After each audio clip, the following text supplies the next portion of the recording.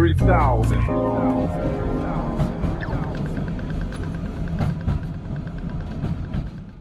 What is doing? I hate doing it, but I'd like everyone to like, subscribe, share the content. Sharing is really important. If you like the content that I'm bringing you with the 3000 podcast, you want to help us grow, make sure you do all that stuff. Follow us on Instagram, like, subscribe, share, do all that good shit. Now to the episode. 1000. What is doing? My name's Maloney. This is the 3000 podcast. I'm joined today by an artist, illustrator, designer, Andy Murphy, aka Salvador Gnarly. Thanks for coming, man. No worries. First up, I'm going to ask you about the name straight away. Salvador Gnarly. Where'd you get that from, man? Just a shit joke. Yeah, I almost got talked out of it. My friend Anushka, I asked her for some advice. I said, should I change my website to Salvador Gnarly? I was even just setting it up for the first time. And she goes, no, don't use that. It's really good, but you'll regret it. And yeah. You do? Yeah, when you get a bit more professional, I don't know. People remember it. Well, I hate when they call me that, though. I just like, ugh. Yeah, it's a funny one. You can put anything out on the internet now and people will just call you that. You can make your Instagram handle something and people think that's your name. Yeah, well, that's pretty much what happened. Yeah. But I guess, and no disrespect to the Andy name, but it is very, it's a common name. Oh, I didn't even want to use that. There's a techno DJ in Melbourne that was a bit more famous than me. Yeah, Andy Murphy's a house DJ, yeah. Yeah, oh yeah, he's a house DJ, right?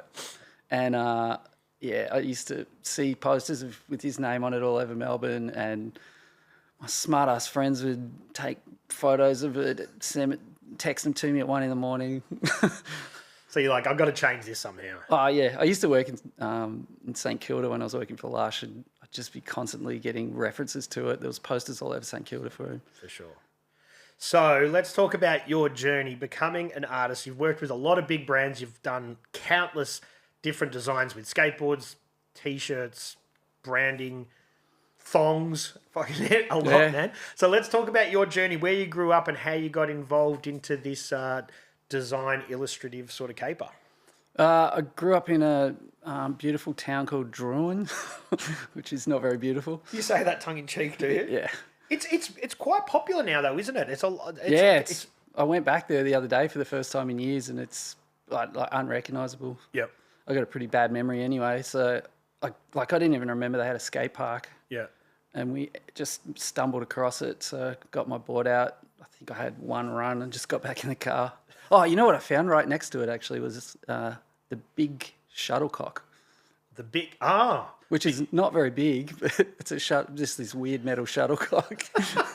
And that's Druin's claim to fame, the home of the big shuttlecock. It wasn't when I was a kid, but yeah, it must be. There you go. So you grew up in Druin. I'm guessing you're skating. There's no skate park there, but you're drawing. How do you get into Man, this was like, I'm pretty old. That was like, I started skating, it was probably around 1987. 87, yep. And then by like 88, 89, there was a bunch of skaters at my high school, and we stole a bunch of wood and built a few half pipes. Uh-huh. Got the plans out of Thrasher, or how are you doing it? No. We saw 12-foot vert ramp with 2 foot of vert. I don't know, but just halved all the dimensions and made all these super tight 6 foot high vert ramps. It's just impossible to skate. Like one dude even made a metal frame in metalwork at high school, and then the police let us put it behind the police station. Wow. Which was right next to it was kind of in between the police station and the train line. So we'd be wandering up and down the train line and stuff as well. I think I might have done graffiti right next to the train station there. Right. But the cops are like, well, if we keep this ramp here, at least we keep an eye on these kids. Yeah, that was exactly it.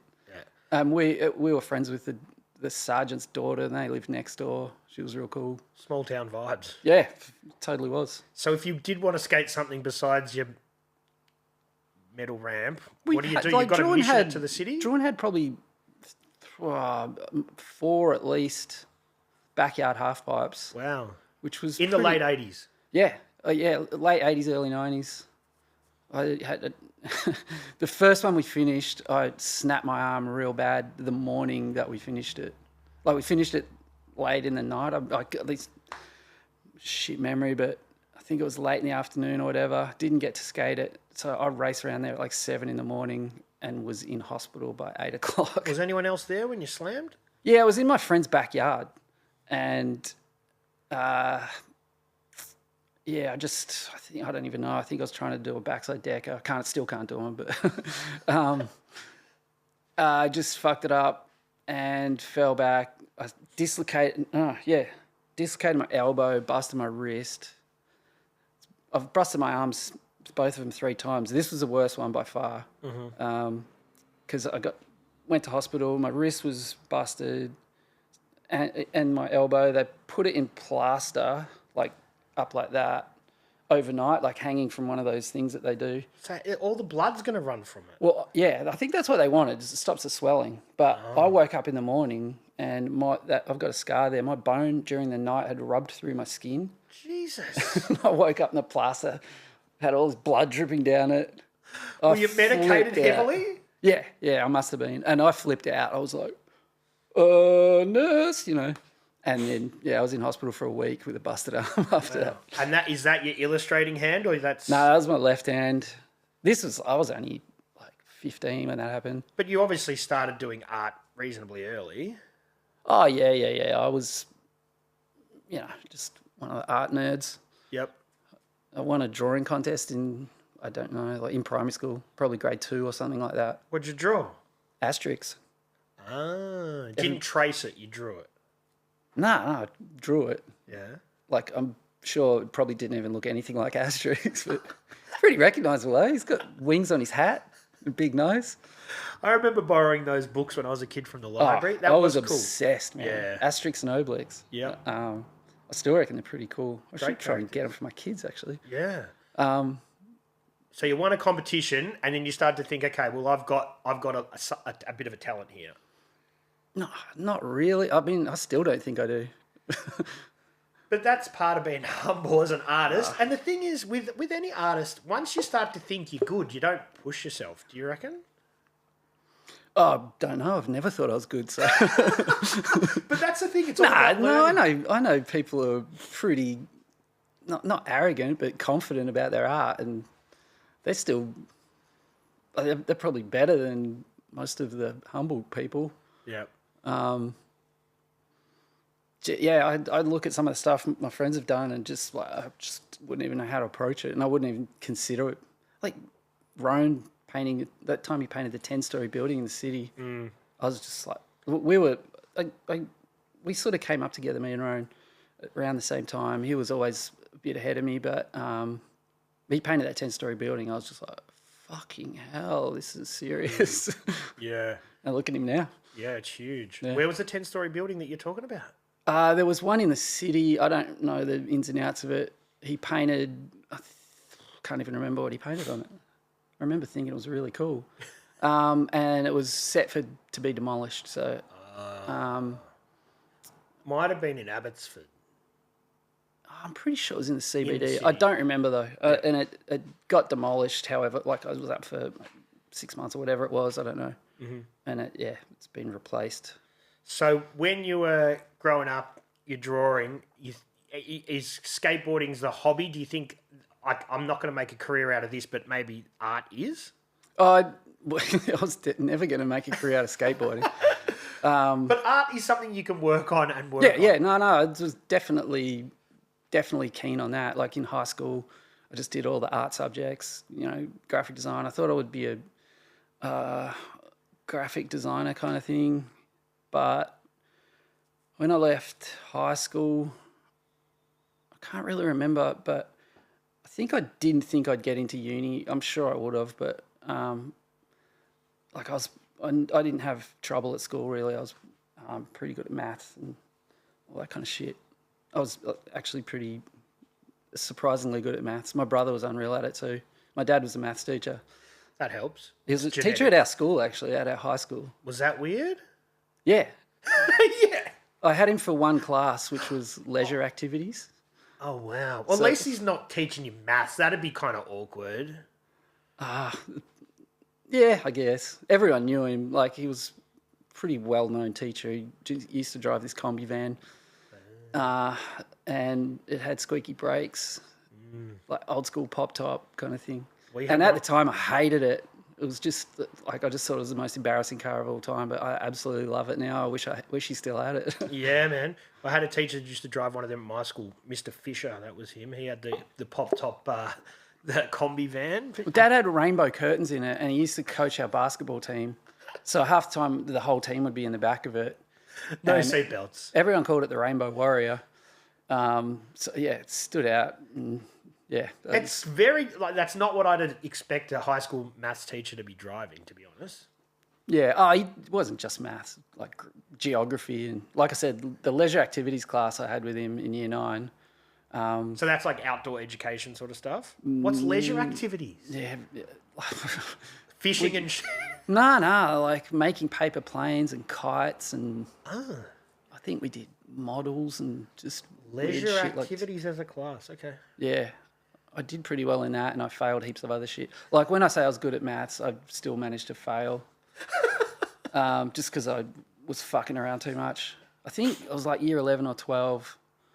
I got the highest mark in the maths exam and failed. Failed the subject because I didn't do any of the other work. Yeah, and I guess, if you don't go to class or something like that, that doesn't help. I'm actually not very good at maths now. Oh. But it's the kind of thing that as soon as you leave school, the practical applications of maths is there sometimes, but if you don't use it, you forget that shit straight away. Yeah, there's a bit of that, and I've got epilepsy, which has completely destroyed my memory. And did you that you've always had that? No. It got real bad. I live in Mornington Peninsula now, and it got real bad when we moved down here. Right. And what triggered that then? Don't know. I first got it when I was 26, I think. I'll tell you what happened. It's kind of funny. Like we went out wherever we were out. I got real pissed. I woke up in the morning in my girlfriend's bed, and the pillow was all wet, and I think my hair might have still been wet. And I woke her up and I said, "Oh, I think I might have spewed in your bed." And she goes, No, you had this weird seizure last night, and I poured a glass of water on your face. Oh, wow. I was like, what? That's a pretty weird reaction, but... So for people that don't know, what do you do if someone has a seizure like that? Well, that's not the right thing to do. I don't know. Yeah. Well, if it's bad, I guess you might call an ambulance. My seizures are not like that anymore. Like I was like, full convulsion and all that. I haven't had one of them for a really long time. And I used to have these other things, because I can feel them coming on. I get this real weird feeling. And I used to, a lot of the time I'd get that weird feeling and then nothing would happen. I wouldn't have a drop down grand mal seizure, they're called. And now, then like probably a year or two ago, I found out that what I was having, the lead up feeling, was seizures as well. And sometimes I completely black out, but I'm still functioning. One time I was painting a mural for this beer company on the side of Yellowbird Cafe. Uh-huh. And I'd done the design. I'd been dealing with the client over the internet, and it was the day I met her, and she came to take photos of me doing the mural. And I had this kind of weird blackout. I think I still had paintbrush in my hand on the wall, and I don't know what happened, but... It's a dangerous spot to lose consciousness, man. Well, I never fall over. Like, I'm still aware, like, my body's still functioning. I can walk around, but I just don't remember what's happened afterwards. And I get real confused after too. So one of the guys, Dino or Clint, brought out a glass of water to me, and I'm kind of like, what's this for? And they go, you all right now? And I go, what are you talking about? And they go, oh, you got a bit weird there.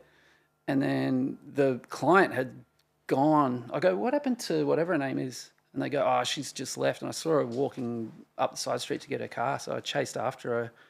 And they go, oh, like she must have thought I was some kind of junkie, or I don't know. And I go, oh, like, I'm really sorry about that. That I just had a bit of an epileptic spell there, blah, blah, blah. I still didn't know that much about it then, though, so I was kind of like tripping over my words. So when was this, like 10, 15 years ago?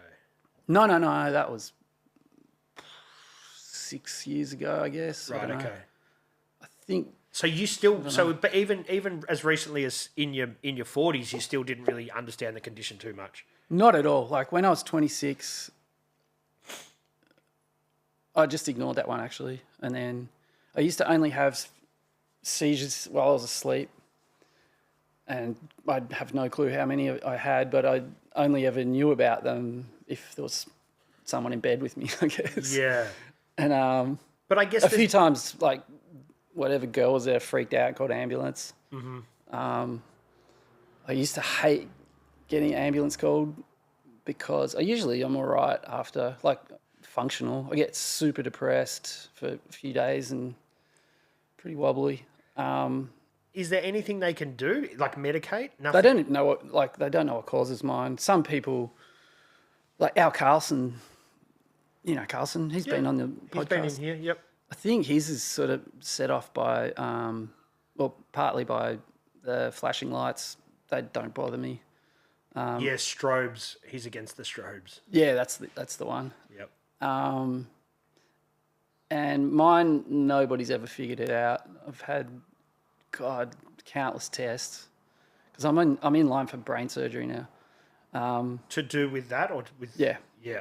Yeah, they've isolated where they think the seizures are coming from, and they said it's a safe part of the brain to remove. I have like real hard time with maps, like knowing where I am. Yep. I spent half my life in the northern suburbs, inner north, Fitzroy, Brunswick, all that. And when I go there, I'd have to use Google Maps to get around. Yeah. It's pretty weird. Thank God for Google Maps. Yeah. It is a game changer for stuff like that, isn't it? Yeah. Oh, I got lost in Rye once, and I had to do one corner and drive for, I don't know, a couple of kilometres. You just got to go in one direction until you hit a beach, then you've got to go, where am I? Yeah, So, doctors told me you can't drink anymore. They gave me this medication. I never thought it worked. I've only recently gotten off it. And I've got drug-resistant epilepsy, they call it. So, yeah, potentially getting brain surgery. But I haven't had a seizure since April. So maybe not, I don't know. Yeah. Well, it's one of those things that it's still a bit of a medical mystery, isn't it? Like, people really don't know too much about it. Epilepsy's not really it's like a cover-all term because seizures can be caused by heaps of stuff. Like, yep. Friend got beaten up a couple of weeks ago and had a seizure because his brain was so traumatised. This is who we were talking about before? Yep. Okay, right. I won't say his name. No, that's fair enough. Yep. I know other people who've had seizures from like car accidents and overheating. I don't know what causes mine. If I get super stressed, it can trigger them. It sounds super weird, but nostalgia triggers me a little bit. Really? It's super weird, yeah. Like visually or like smells of nostalgia, or what is it? Just thinking about, I don't know. It's hard to explain. The feeling I get's a little bit like deja vu when it's coming on. Right. And so now you know the triggers where you're like, maybe I should sit down. I'm getting a bit of a... Oh, I've been doing that for years. I get a drink of water straight away and sit down, but I don't even know if that helps. I think it's a bit of a placebo thing, but I still do it. Like, I'll tell you, like a real bad one that set off nostalgia for me was I went skating at Brunswick Bowl with this dude I hadn't seen for 20 years, this Canadian guy, Trevor. And like him and a bunch of other Canadians came and crashed at our house in Fitzroy 20 years ago, full party mode. And then he's back in Australia and he said, let's link up. I want to go skate. So I took him to Brunswick Bowl and he goes, I've invited these two other dudes and I think they're park builders. I'd never met them. They worked for Convic, probably, I think they were from WA, but they knew Seb Steele, who I know. I don't know if you remember him, like Queensland skater. No. Oh, he was a legend. Mm-hmm. Like, sort of grew up with Andrew Curry and those kind of crew. And I worked with him years ago, and he's kind of gnarly. He's like big, scary, tough dude. But me and him hit it off, luckily. He's super funny. And they were talking about him and this other guy, Clint Bond, who I'd met once. But I don't know, something about it just put me in this weird headspace. And I said, I'm going to get a drink across the road to get a drink from this soccer place.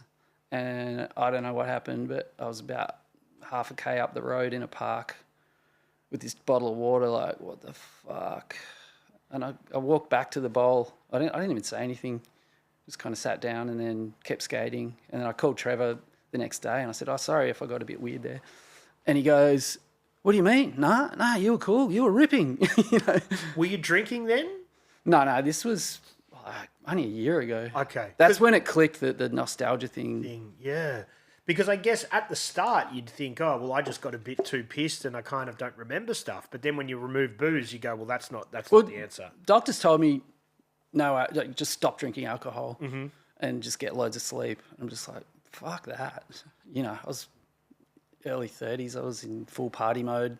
I just said, that's not even an option. I didn't even say that. I just said, in my head, that's not an option. So how long did it take before you came around to that? I stopped drinking over 10 years ago. And I'm not one of those people that's like super proud of not drinking. I really miss it. Yeah, it's good. People sit on different sides of the spectrum. Some people say, it's not for me, but go ahead. Some people, like, every day's a battle, man. I just want to have a beer or whatever. Everyone's a bit different. Every day's a battle for me, but because I just want to go, I would just want to have fun, you know. I was never like alcoholic or anything. I never drank every day. I just saved it for when we're having a good time on the weekends, pretty much. Yeah. And and then all of a sudden, I had a daughter. It was right around that time. The doctors just said, they explained to me the alcohol is making your medication not work. So, yeah, that was over 10 years ago. And did you instantly feel a difference, or it took a bit of time? Nah, no different at all. And they said you can have one or two, but for me, it's like, even when I have a non-alcoholic beer, I'm just like, this is cool. I want to keep going, you know. Well, so I don't even drink them. I just can't be fucked explaining it to people as well. That's it. Well, I know there's someone we both know, and I know he drinks a lot of non-alcoholic beer. And I'm just like, man, that's a lot of non-alcoholic beer to drink. You're kind of just replacing one beer with another one, you know? When it first came out, the non-alcoholic beer, I was just like, why don't you just drink a lemonade or something? It tastes better. But people, it fills a void though. Like, I know. It's hard to break that habit for a lot of people. Well, coffee for me is my vice now. I drink litres of stuff Every day. Yeah, not like I have decaf at home. Right. So I mix it up. But decaf coffee is like non-alcoholic beer almost. I know, but I've got to have something. That's it, man. That's my only vice. It's not like a smoke or like I've never gotten into weed or any of that kind of shit. Yeah. No, you've got to have something to look forward to. Yeah. That's it. So we'll get back into the epilepsy stuff, but let's get back onto your journey. Yeah. Sorry, I wandered off there. No, but that's what it's all about, man. And when you mentioned that, I'm like, all right, let's dive in there. I probably should say it's totally fucked my memory way worse than other people. So some of the stuff I say might not be right. But that's all right. I'll try and rein it in so we keep it on some sort of a linear journey. But look, this is what it's all about. We can go on tangents. So after school, at school, you're drawing. Are you doing study like after school, or you just making it up as you go along? After high school, I went to TAFE to study finished art, which I didn't know what it was. I just had the word art in it. And it's an industry that doesn't even exist anymore. So explain it to us what it was then. Making black and white artwork for printing, making printing plates or whatever. Yep. It's just all done on computer. It was done on computer like the year after I finished, you know. It was like, yeah. But, you know, using Letraset to put letters down for like a business card or a letterhead or all that kind of thing. And the drawing was all with tech pens. You know, rulers, compasses was super accurate. But that's cool though, like to learn. I'm stoked skill. I learned it. Yeah, I'm stoked. But I was 17 when I left high school.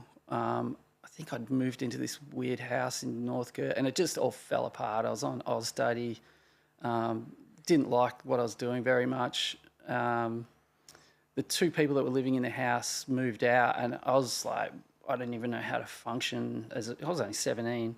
Yeah. So I stopped going to that school and stayed in this house, not paying rent and eating rice with soy sauce for dinner. I was still going to Paran and skating every day. You know, that's pretty You weren't much what I skating did. at Fitzroy, though? I don't even think it was built then, man. It was pretty... So the early bowls weren't there in... I don't know when they were built, but this was 93, so... Oh, yeah, probably I'm not sure just. it was... I don't think it was there. So the only options to really skate was Paran had the dish bowl and the half pipe, and that was sort of all in the inner city area. Yeah, and I don't know, I was never super into street skating, although back then I wouldn't have given a shit. I just skate everywhere. And part of it for me was just hanging out as well. And then I moved to Paran with this dude, Mike Carney, who worked at Motion. Remember that shop? Motion, where was that? Is it Gertrude or Greville? I can never remember. Gertrude's on Matt the north Brain. side, and Greville's the one in Paran. Yeah, Greville. And it became M2O. Oh, yep, yeah. It's, I don't know, Mike's brother moved out, so I moved into this flat there, and yeah, just that was party house. Every house I lived in till I was like 39 or something was like just party house. So where were we? Paran. I was on the Dole. Most of us were though back then. And you were still doing art. You were still drawing. Not really, like just for fun. I'd just have books and draw weird shit. So you're on the Dole, skating, hanging out in Paran. It's a good I was time. probably drawing kind of graffiti type stuff back then. Like when I was in high school, I was all about, you know, Public Enemy, doing graffiti, NWA, just whatever hip hop. I hated punk music.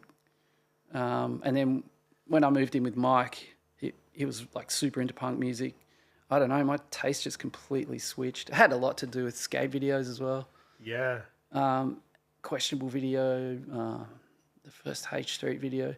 And because hip hop hadn't really infiltrated skate culture too much then. It was obviously it was just about to. About to, like, yeah. Yeah. And I just, in my head, I was like, I'm trying to be this LA gangster.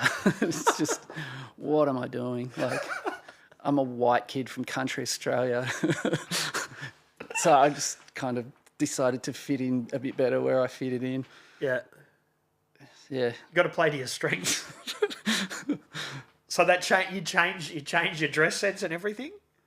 No, everyone back then was wearing just insanely large denim jeans and shorts. Yep. Massive T-shirts, you know, boxer shorts sticking out the top like a dickhead. Yeah, the silk boxer shorts. Silky Davs, yeah. Yeah, the Davenports, that's right. And Mitch Dowds, that was another one, wasn't it? Yeah.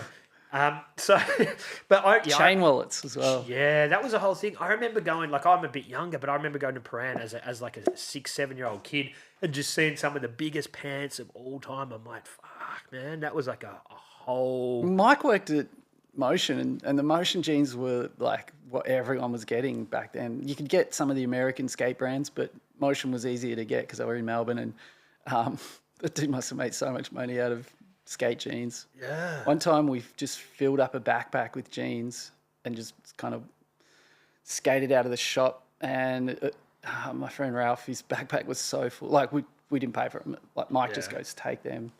And we got halfway, like in the middle of the road, and his backpack just burst open, the zip broke, and jeans went everywhere. But you had to make an earn.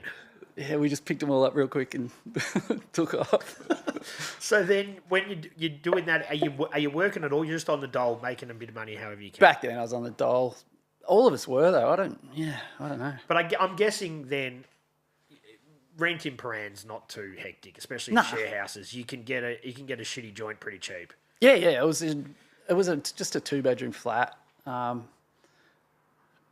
you know that'd probably be unaffordable now, that one, but yeah, it was in a pretty sweet spot. Times have changed. Yeah.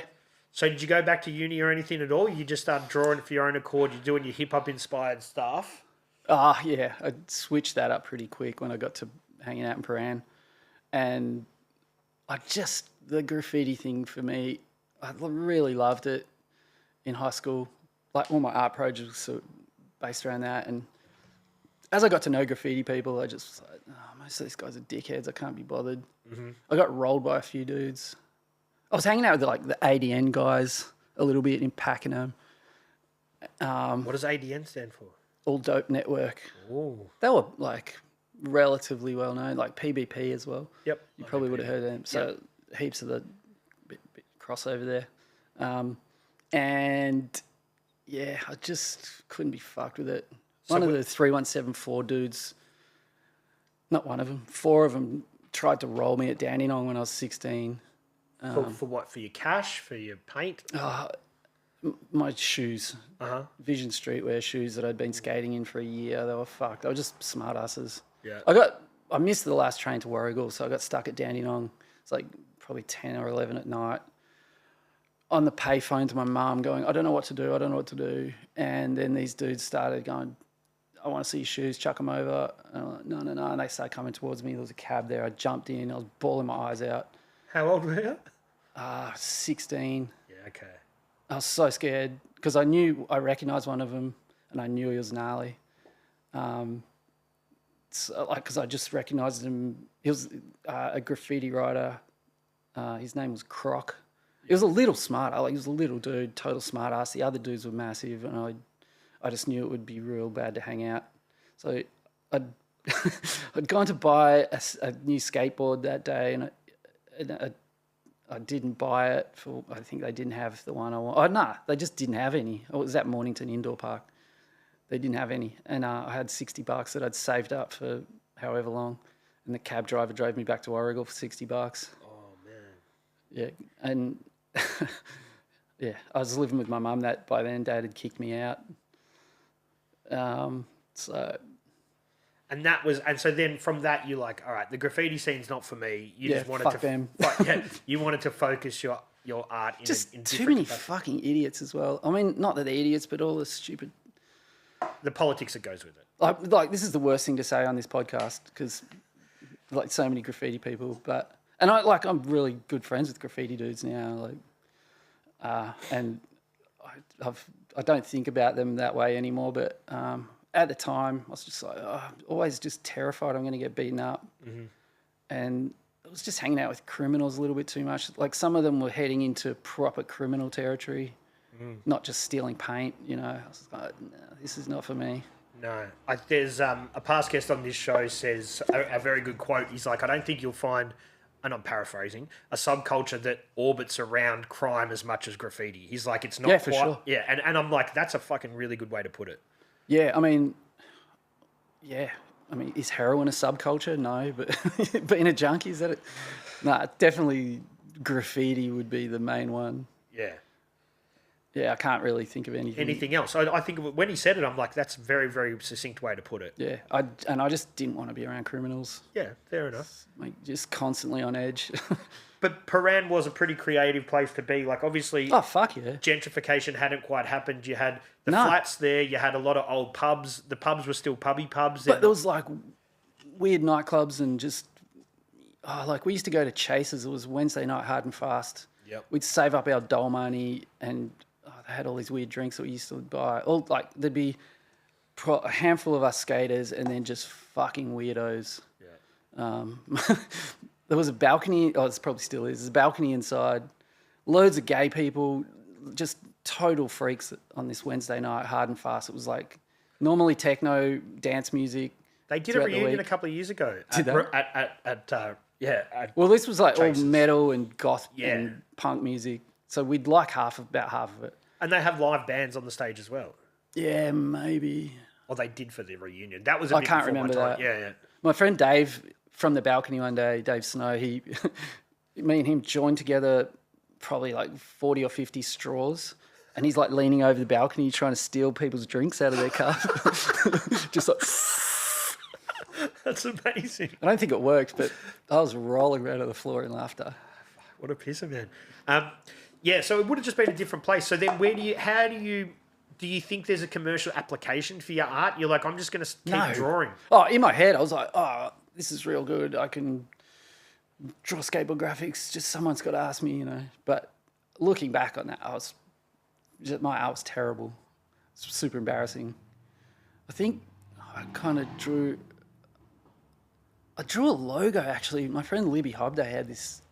She started up making shorts and probably pants too. Giant things with, you know, insane. What was the brand? What was the label? It was called Reason, and I drew the logo for that. I think it might have been my year 12 art project, and she had that going for a while. So it's like rave culture kind of crossover stuff? No, it was just big. Just skate culture. She was like super into skating. Right, okay. She married Jason Ellis. Oh, wow. Yeah, she was hanging out at Paran heaps as well, and me and her, like in high school, were best mates. She probably introduced me to all the skaters, to be honest. She was really pretty, so skaters liked her. Is she still in Melbourne? No. Oh, she was over the holidays. Right. She was 1 year older than me, and I said to her, I was like, in all honesty, if it wasn't for you, I don't think I'd be a skateboarder, because she, like I said, she introduced me to all the Melbourne skaters. And I was never that great at skating, so I doubt I would have ended up meeting them just by hanging out. I mean, I wouldn't have become friends with them anyway. So then you draw a logo for her, then does that... That was probably, now that I think about it, that would have been the first thing that actually got used. Right. And was that cool to see your work on something tangible? Yeah, I mean, it was super basic. Yeah. It was just the letter R. And I think I'd probably copied the Plan B, but to a little degree, like modified it a bit. And yeah, nothing after that for a really long time. Had you started working digitally then, or you just... Oh, fuck no. No. Still barely work digital. I mean, I do now, but took me a long time to get on board with that. So when you draw that early logo, do you then vectorize it, or how does it? How does she put it onto the clothing? You know what I mean? Well, I just drew up a real sharp black and white version of it from memory. God, you're testing me now. And it got embroidered onto the shorts. I don't even know how. Like, she had ads and stuff in magazines. So someone had to fucking redraw it. We would have just handed it over to someone with a brain. That guy with a computer. Yeah. Oh, that was like space age technology to me. Yeah. I didn't own a computer for decades after that, you know. Yeah. So we're talking on the timeline. We're talking now mid to late 90s. Yeah. Yeah. Oh, like when I did that finished art course, this is how far back it goes. We had one class a week called computers. Called computers. And I think I might have picked up the basics of Photoshop then, and it just kind of stayed with me. Real basic though. Like Photoshop 1. Yeah, it would have been. And nothing else. Took me so long to start using Illustrator. My friend Simon Moody, Sticker Sim. Yep. Simple Sim? Yeah, that's one. Yep. Him and Dave Snow are my tech support, basically. And he used to pester me. He's like, just start using Illustrator. So did Dave. I think Dave ended up coming around and giving me a lesson and finally talked me into it. That was after years of me just presenting files in Photoshop, though. Look, as someone who's used both programs, I prefer Illustrator. But for what you do, it's so much... Illustrator's so much better. Yeah, I can't...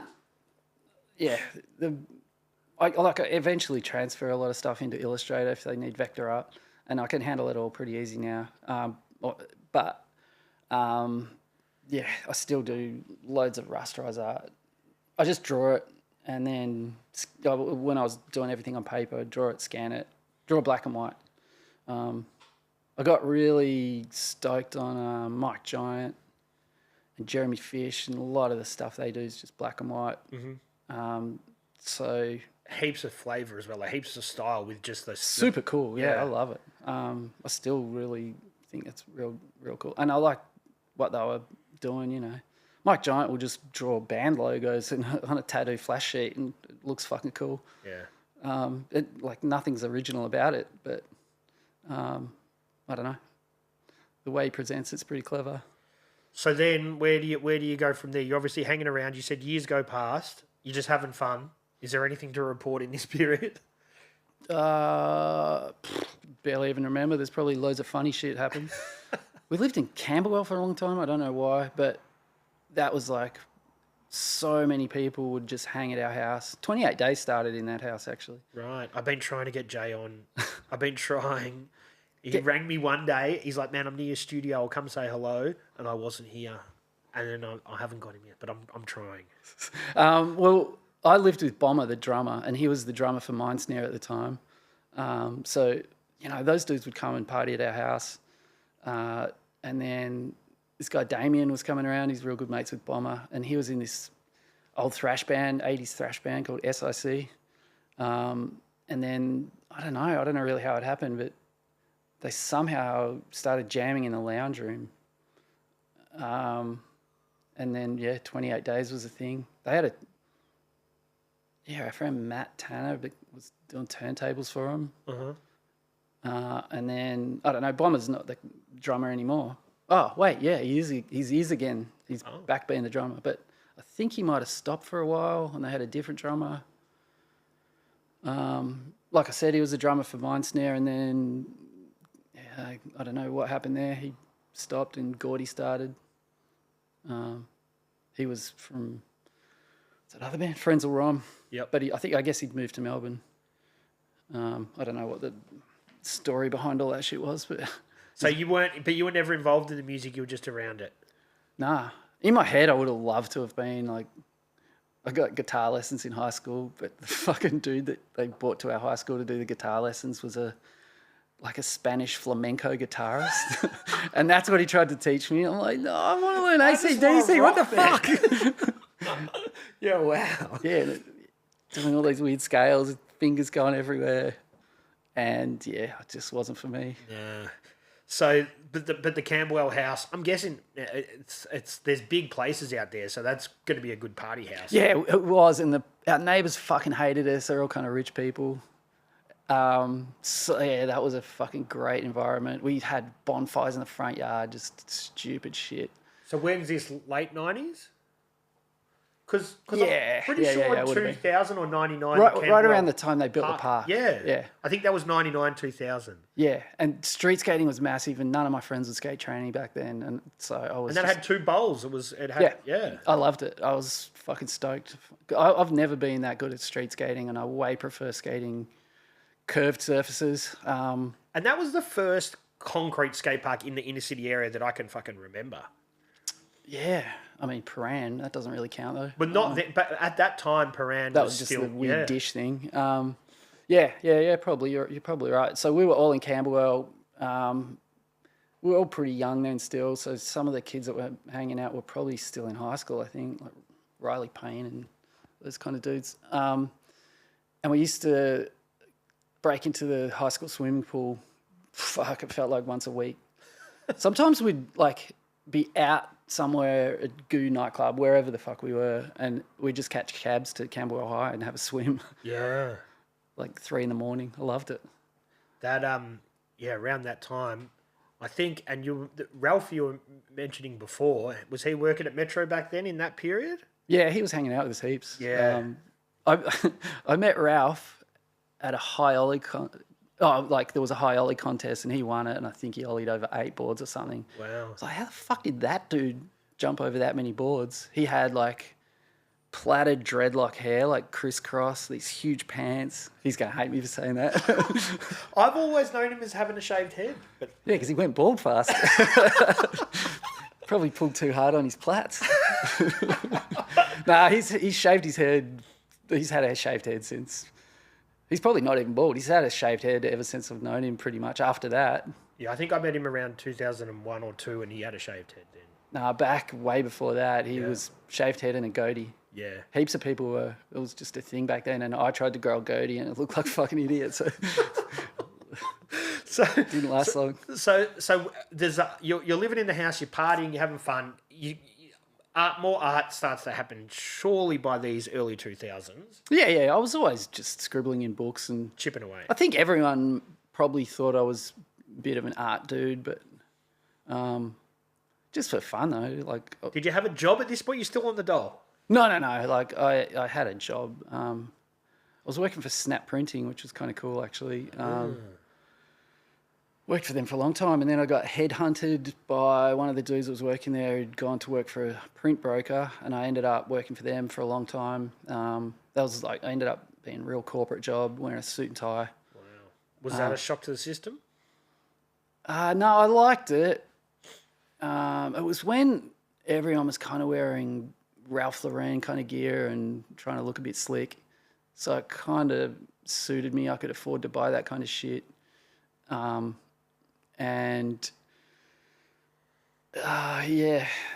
office moved to St Kilda Road. Remember Tiles, that skate spot? Yeah. St Kilda Road? Yep. It was like insanely popular. I was on the top floor of that building. Oh, wow. So people are skating on Sundays downstairs. I had a sick spot in the office. It was a huge open plan office, but I was in the back corner. But it just happened to be overlooking. You could look down and see the skaters. But I would never walk out and say hi. I'd sneak out the back door and go home, get changed, and then come back. Yeah. I didn't want the people I worked with to know that I knew them. Yeah, well, it's a bit of a conflict of interest. I don't know, skating wasn't a thing then. Like, it wasn't... I tell everyone I skate now, but back then I didn't tell anyone, If they weren't skaters, I just kept it to myself. Yeah. I don't know. It's kind of embarrassing. Well, from a corporate perspective, it kind of is. And I guess now skateboarding's acceptable by everybody. There's schools that have skating classes and stuff. Yeah, but then it was a bit different. No, it's like, worlds apart. I was genuinely embarrassed to let people know. Even girls, like sometimes if I'd be at a work function and, trying to sweet talk some girl, there's no way I'd bring that up. What would you, on casual Fridays, would you wear a hoodie or anything? Oh, casual Fridays were cool. Because, like I said, that was like Ralph Lauren era. So I'd wear one of my fancy polos. And no skate attire. And we used to get, part of that, the business was massive, and part of it was like a catering business. So we'd just get free booze after work, and I'd get hammered and then go home and go out again. Sometimes I'd just go straight to the city and meet up with everyone, and I'd be plastered by 8 o'clock. Nice. For free. Yeah. Fridays were good. Yeah. So then you're still so you're not doing anything artistic for these guys. You're working just a corporate job. No, they did have an art department. It was just graphic design though. It was like I said, corporate letterheads, continuous printing forms back then when they used to do. So what was your title? I was a production manager. Assistant production manager. No, I did become the production manager, just in charge of getting all the stuff printed. And it was a big office. There was a lot of people. Most of them were just dealing with clients. Then I started dealing with clients myself towards the end. But I don't know. Did that help you in the future when you were going to deal with clients and doing your own murals and stuff like that? Maybe a little bit. I don't know. Well, because a lot of artists don't have that corporate background to actually attack these proper, briefs and stuff, with that professionalism. Yeah, I mean, I'm pretty laid back even when I'm talking to someone important. I'd just be myself. I'd never, like, if someone put me in a sales role, I'd just have to quit on the first day. So what was the motivating factor to get you out of that corporate life and back into the creative stuff? I don't really know. I just got sick of being in an office, and I just wanted I was getting way more interested in art. Like, sorry, my timeline brain's fucked, but at some point I went back to study. I think I got a different girlfriend maybe. I don't know. I went back to study, God, what was that? Some kind of art course. Again, it would have been kind of graphic, illustration. Right. I studied illustration, and where's it, like an RMIT or something? It was a TAFE again, and everything would have been computers by then. This was around the time I was 30, and it just so like 2005 or something. Oh, yes, testing me now. Yeah, probably. Right. Early 2000s. And so the computer age has kicked in by this stage. Yeah, but not for me. I didn't even have a computer. So when you're studying illustration, you're still pens and fucking paper. Yeah, for years after that. Right. At school they didn't say you got to digitize this shit. No, they did. But I was. It was a lot of still analog. They were teaching us. It was just part of the course. No Wacom tablets or anything like this yet. But I never used one. I only stayed there for I don't know how long, but I started getting work, and I was having trouble doing the work for the school and the work for the thing. Money. You got to make the money. I was way older than all the other kids in it too. There's a lot of school leavers and stuff. And they'd all put this, they'd put music on. It just fucking drove me mental how shit the music was. And there was only 2 older people in the class that were my age, these 2 girls. And I went and talked to the teacher. I said, I'm getting all this paid work. I'm not sure what to do. I don't have time to do it. I'm thinking of leaving. And he just goes, yeah, you don't need to be here. I was like, oh, fuck, all right. So I left, and I think that's when I started concreting. As you do, that really helps out with illustration. But as a skateboarder, yeah, like I love concrete. It's fucking cool. I was building skate parks. Yeah. My brother was a park builder. Again, I can't remember the timeline. Actually, he built Rye Bowl back then. Oh, wow.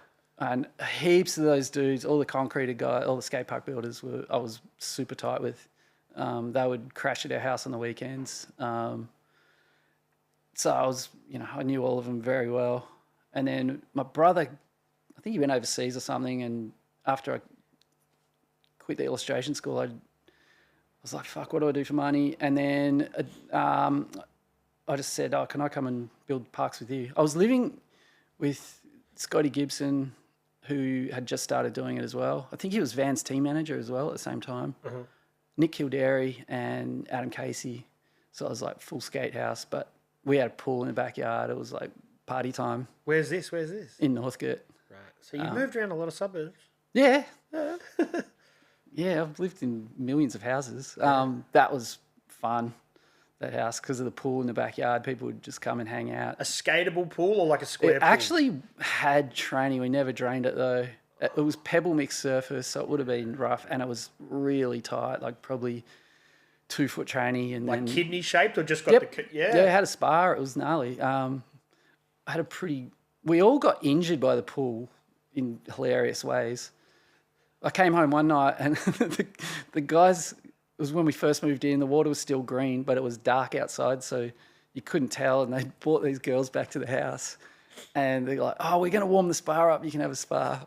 And I got home, it's like probably, 1 or 2 in the morning, and Scotty's got every pot in our house boiling water on the stove, and they're just ferrying it out to the spa to warm it up. This will impress the ladies. Yeah. Well, I tried to impress this lady. I was going out with this girl, and we broke up, and then she came over. No one was home. I was like, come over for a swim, and I'm trying to get back with her. And I go, watch this. And I climbed up on the back fence. She's like, get down. And I go, no, I just did this yesterday. It's real cool.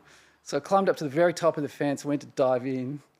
It was a paling fence, and as I dived, the 2 palings my feet were on, the nails popped out. So I didn't make it all the way into the pool. And it had sharp brick coping, which landed across my ribs or my stomach or something. My hands hit the seat underwater. So I was super winded. My face was underwater, so I couldn't even breathe in. And my feet landed in a cactus garden. Was she impressed? No, we didn't get back together after that. She was just, see you later.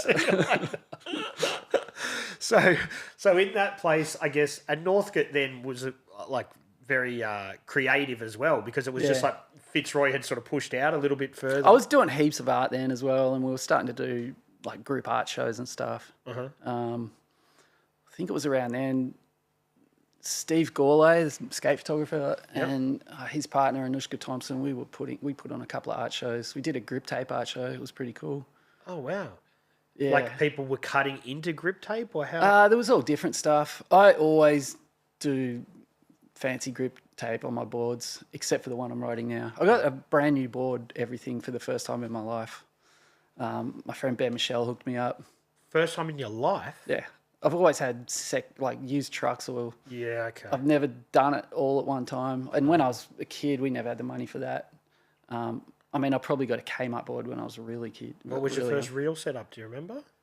I had I don't know if you're old enough to remember Burford blanks. Oh, I'm about. What are you? You're 50. No, What are you? 49. 49. 50 in a couple of months. So I'm 7 years younger. Yeah, a bit different. Oh, you wouldn't remember. There was this thing called Burford blanks, and you buy a rectangular board with concave. Oh, and you cut it yourself? Yeah, and I took it back to Brewing because they were way cheaper than a board, obviously. So I took it back to Brewing. I think we must have taken the trucks off Ryan Denere's board. He had a Chris Miller traced around that. But I bought the cheapest grip tape they had, which was like this weird pale purple colour. Or like kind of fluorescent purple, I guess. Yeah. And so, yeah, it wasn't cool. But so, and then how do you bevel the side of it when you cut it with the jigsaw? I think I did it with sandpaper. I think Dad helped me just do it with a belt sander. Yeah, okay. And it wouldn't have been neat. There's video of me floating around from that era. I skated it till the tail was like 2 inches long, and then I tried to snap it. I think I was bouncing up and down on it, jumping on it, trying to break it, and then maybe Ryan Denneray snapped it, I think. And then there's this video of me throwing it around. And then after that, I was just kind of like, fuck, I don't have a board. Because it was a blank, did you draw on it yourself? Yeah, probably. I would have put stickers on it and probably just weird tags and stuff. Mm-hmm. So let's go back to Northcote. You're doing your art, a lot of art shows, grip tape exhibitions. Actually, the art shows would have started even before that, because we had, our house in Brunswick Street, just near the bowl. Another house, different one. Yeah, that was before Northcote. That was like a mecca. That was where all the concreters would hang out. We had so many fucking pros come through our house. Just all those Canadian dudes came and stayed. This is early 2000s? I think. Yeah, it would have been. It would have been. Like Lee Ralph came and stayed with us for a bit. Yeah, cool. Steve Bailey. These Scottish guys. It was hardly ever a time when there wasn't a few people asleep in the lounge room. Yeah. And you're opposite Edinburgh Gardens there? On the same side and just closer towards the shops. Yeah. It was just the ultimate spot. The traffic islands on Alexander Parade, some of our friends lived right either side of that as well. And we used to have parties on the traffic island. We'd all get dressed up in Hawaiian shirts and we'd call them traffical island parties. Our friends lived right across from it, so we'd be able to use their toilet or whatever. We'd just get hammered in the middle of the road. The cops ever say anything? I can't remember, but my girlfriend, like my current partner, Bianca, she's from Perth, but she'd heard about our parties, our traffic island parties. They were infamous all the way to WA. Wow. Yeah. Just so dumb, but Good pretty fun. though, man. Yeah. I'm pretty sure, like I've always been into that tiki culture and that kind of shit. And so I would have had loads of Hawaiian shirts and just let everyone wear them and floral lays. And I had a couple of grass skirts. Nice. It's pretty funny. Good times. So then, are you getting, when you're back in Northcote, we're in mid-2000s, you're getting some more paid gigs. You're not concreting, you're a professional artist at that stage, are you? Nah, I was concreting. I built skate parks for about 6 months and it kind of did my head in. I've totally got this timeline all wrong. Doesn't matter. Doesn't matter. Because most of the parks we did were pretty average. Country Victoria.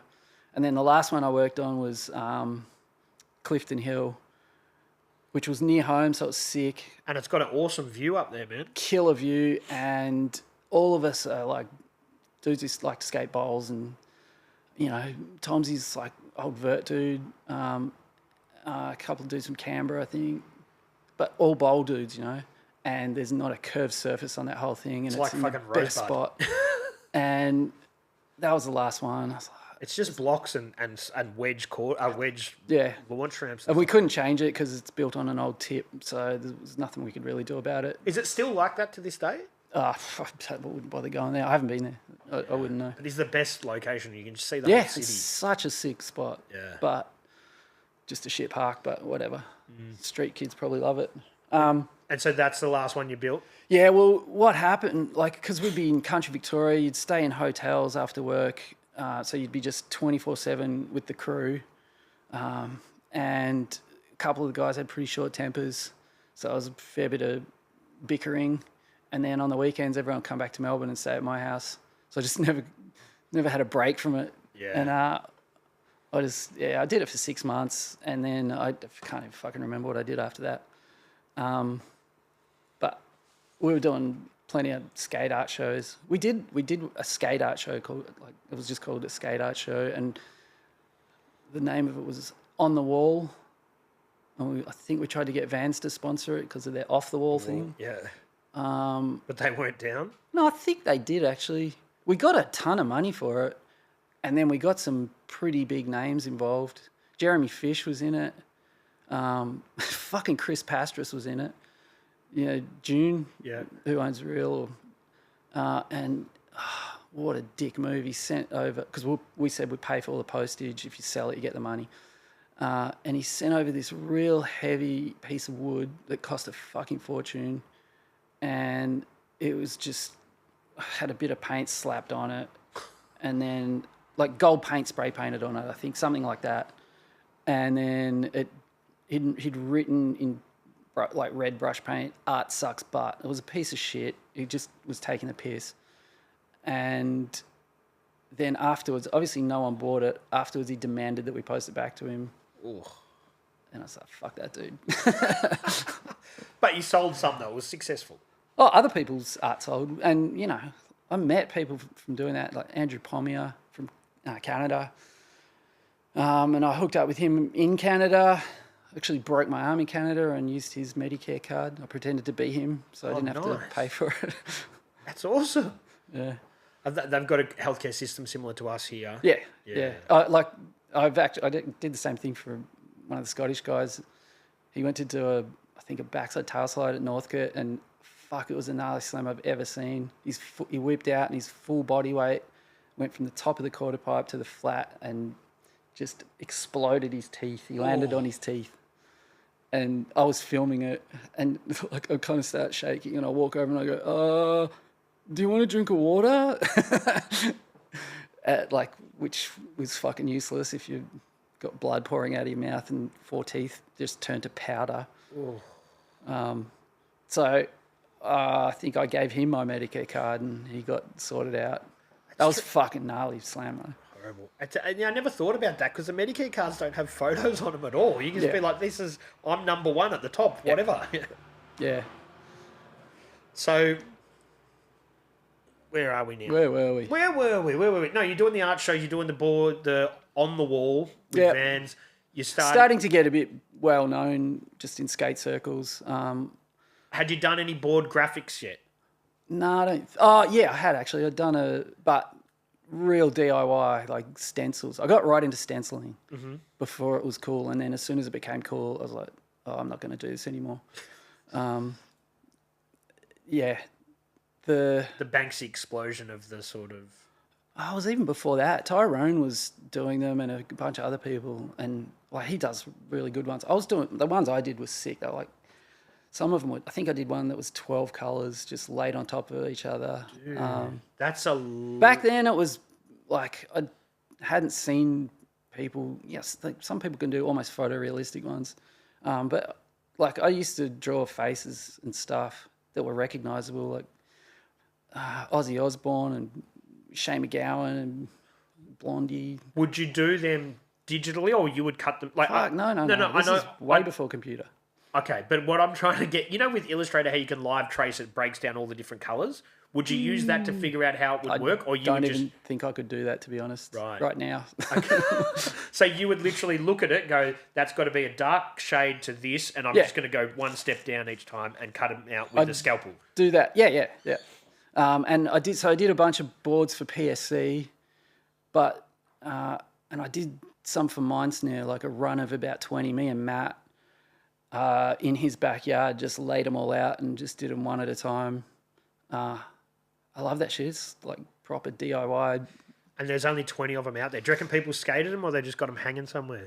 They weren't. Probably just hang them, I'd say. And I did PSC ones like that. I don't even think I got one of them.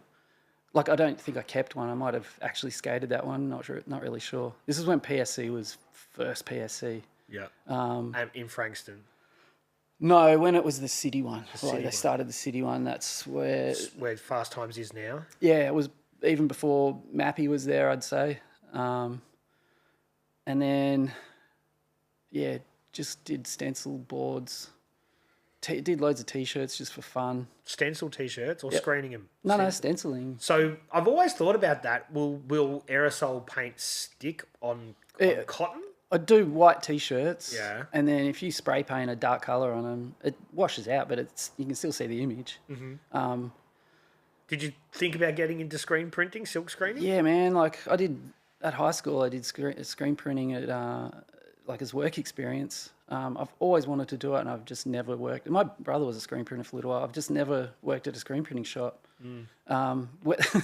So when I was 15, doing work experience at this screen printing shop in Northcote, staying with my grandparents, and one of the dudes there was kind of a punk guy, just like would talk shit to me about, like, to kind of take the piss out of me about skating, like I didn't know what I was talking about, kind of thing.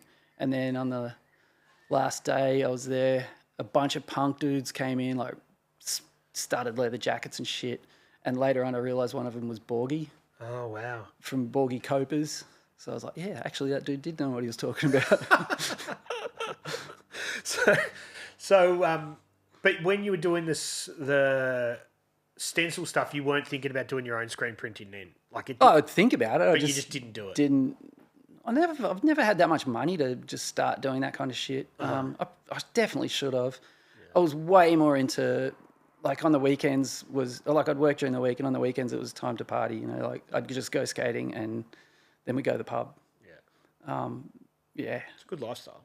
Yeah. I mean, we did loads of creative shit as well, but it wasn't, I never took it that seriously. I also did cake decorating. Yeah, wow. I did a cake decorating course. It was probably when I was about 26 or something. That's right. This Canadian dude came from Canada, and he was a really shy guy, but, you know, like just the artistic genius. I hope he's rich.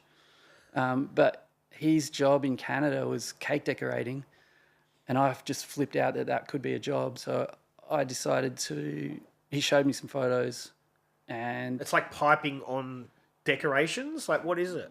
Like sculpting cakes, basically. Okay, yeah. Like his ones were. He did real cool shit, like skulls and just crazy stuff that you wouldn't ever see back then. It's not like, you know, now they do Is It Cake, that TV show. Oh. Do you know Gav from Atomic Cakes? He does like out there cakes. Nah, crazy. It was not like that back then. That didn't exist. It wasn't a thing. Nobody knew about it.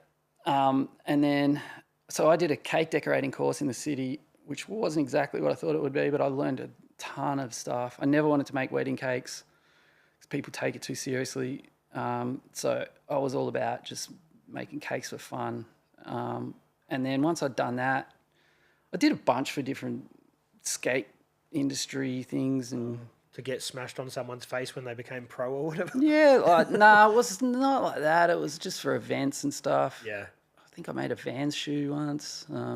But, you know, people from bands I made a dick cake once. A dick cake? Yeah. Was it erect or just flaccid?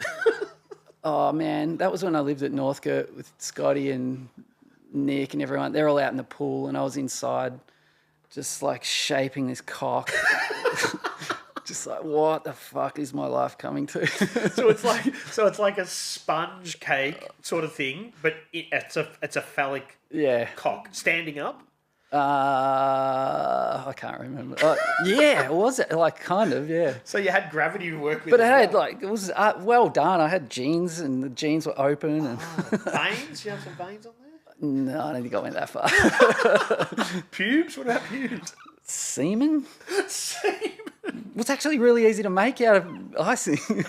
And that spelled out, it was for this dude, Brett, and it spelled out, Brett there be cock. He's a rock and roll dude, you know. Instead of let there be rock, it was Brett there be cock. Wow. That's quite a niche to get yourself into, man. Yeah, I think I made a vagina cake once. Oh, wow. Yeah. I did end up making, I think, one wedding cake, which was real cool. It was a love boat. You know the show Love Boat? I made the big love boat. Wow. It turned out sick. It had multiple levels and swimming pools and stuff. But I got halfway through it. I was at the guy's house, Mark, down in Rye, and Lee Ralph was there. And he was hammered, and I think he fell on it and just kind of wrecked half of it, and I had to fix it. And I knew him really well by then, so I told him off. Man, decorating cakes. I didn't know we were going to go there. That's interesting. All right.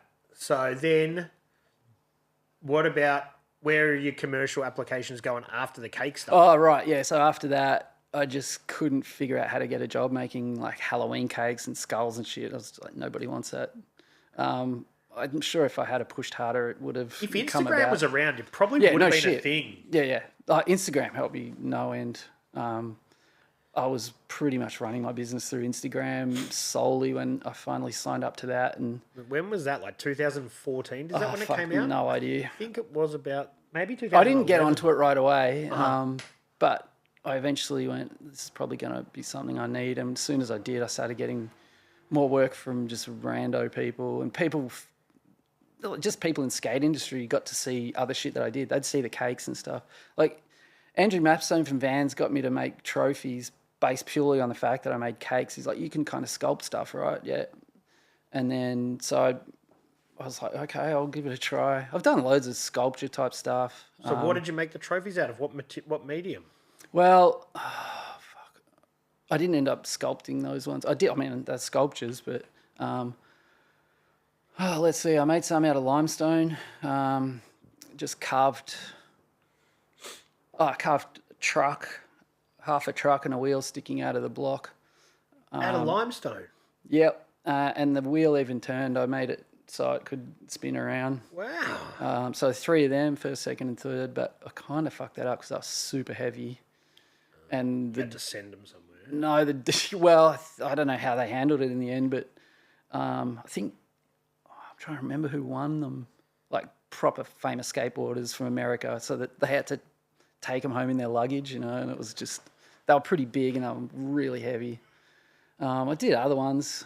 I can't remember the name of the contest. It was kind of a big deal at the time. Yeah. Hand etched like skateboards mounted on boards. Do you enjoy working with that 3D sort of stuff rather than... Yeah, I love it. Yeah, I've done loads of weird stuff. Like Javiana's got me to make a thongometer once, which was this really tall, clear Perspex tube. And I sculpted the base. I made 3-dimensional lettering, and then stickers that went up the side to measure. And what they did, as they sold thongs, I had it in the head office, they'd fill it up with the recycled thongs, the chopped up thongs. And so as you sold however many thousand, they filled it up. What else? I made a costume for them. I got a real reputation for Halloween costumes as well. So they got me to make a costume, a giant thong. And that turned out really good. Like I sculpted the strap, even had lettering and the pattern and everything on it. And I made it quite thick. So you could walk around in it, and it had a hole for your face, holes for arms. It's just a one of one. Oh yeah, I wouldn't be making more than that. But that's the thing. Do they ever go, oh, that was great. Now we need 15 of those to have one for every person? Nah, That's gonna happen. You could kind of skate in that one a bit. Made another one of a Marlin for the guys at Easy Street. And dudes did skate in that. Like, I think Kerry Fisher, there was footage of him maybe skating Fitzroy Bowl. When I met my wife, Bianca, not that we're married, but we're engaged, fiance. I've been engaged for 10 years or something. Yeah, same. When I met her, I was dressed up as Bubbalo Bill. And she was dressed in gold wigs. Just her whole body was covered in these gold wigs. A dress made of gold wigs. Yeah. Wow. She's pretty creative as well. She's got a business called the Valentine Project, which makes sort of tableware and bed linen and that kind of shit. It's all sort of hand painted. It's like the polar opposite to what I do. It's juvenile shit for idiots. Then put that on your website. Do you like juvenile shit for idiots? I'm your guy. Not all of it is. I do look like I've done a fair bit of stuff for different alcohol companies, like packaging and stuff like that. Yeah, I remember one of the first times I saw you, like your work commercially, I think was like with Good Drinks or with whatever they were called then, Gage Road or something. Well, they're still called Good Drinks. That's the parent company. Yeah. And Gage Roads is the beer brand. Yeah. Done tons of work for them. Yeah. Loads of different beer labels. Is it cool? Like, obviously, as a skateboarder, seeing your artwork on a board is cool, but seeing it on a beer is pretty cool as well. Well, I don't drink beer. I actually prefer seeing it on boards, to be honest. Okay. So when would you... Skateboards is like... Yeah, I get it. I love beer too, though. But so when's the first commercially pressed printed board that you did? Oh, I don't know. You don't know? But that must have been a moment. Well, actually, I probably do, actually. Yeah. It would have probably... Not that it was... Probably would have been Mindsnare, I think, because the Mindsnare helped me really kick off. Mindsnare and Concrete Skate Parks, I did a logo for them, and I did right around the same time, I did like this back patch thing for Mindsnare. Because you didn't do the logo. I thought Danny did the logo. Danny did the logo, yeah. This one I did was before they had that logo. Right, okay. Otherwise, I would have stuck that at the top instead of my weird scribble. But it was like for a back patch. I think they printed it. It was a screen printed back patch for just sewing on your jacket or whatever. And then they ended up using it as a record cover, which I didn't know about. Oh, no, yes, I did. They asked me to draw the back as well, and I tried to make it all match up. So when you open it out, it's like a gatefold. Full scene. But I drew the back way after, and that turned out rad as well. I was stoked with that. And it's just a single. It wasn't a full record. One of the songs on that was about our house. And Which one? There's a lot of houses. Back then, that was the one in Brunswick Street near the bowl. Yeah. It was called Hangover from Hell, that song. It's self-explanatory. Me and my brother's names are in there. Nice. My brother's had another song written about him by this other band in Canada. And I've got the lyrics to it tattooed on my hand. It says, living, laughing, loving, which is just part of the song. And then afterwards, I kind of realised that it looks like a IKEA poster. Well, now the live, laugh, love kind of has. That was before. Thing. I swear it was before I'd seen sure it. It was, but now it's got its own. It's got its own trajectory, hasn't it? Makes it even funnier. Yeah. I've actually got my toes tattooed, which ended up on the cover of a skate magazine. What does that say? Of a magazine? Yeah, I've got it here somewhere. Where? Yeah. Hang on. Where are we?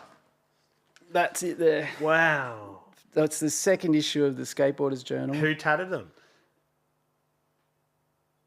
This girl, Sarah, she used to be married to Nigel from Mindsnare. I think it was her. Okay. And I ended up having to get my big toes redone by, I don't know who, they had to attach them up because the S's kind of wore off. And Feet's a hard one, man. They don't last forever. No, but it started to say, let Kate. And I know a few people called Kate, so I was kind of like, I've got to fix this. Yeah. Well, Clint thinks it's to do with his band. Well, yeah. I think that was before I met Clint, I think.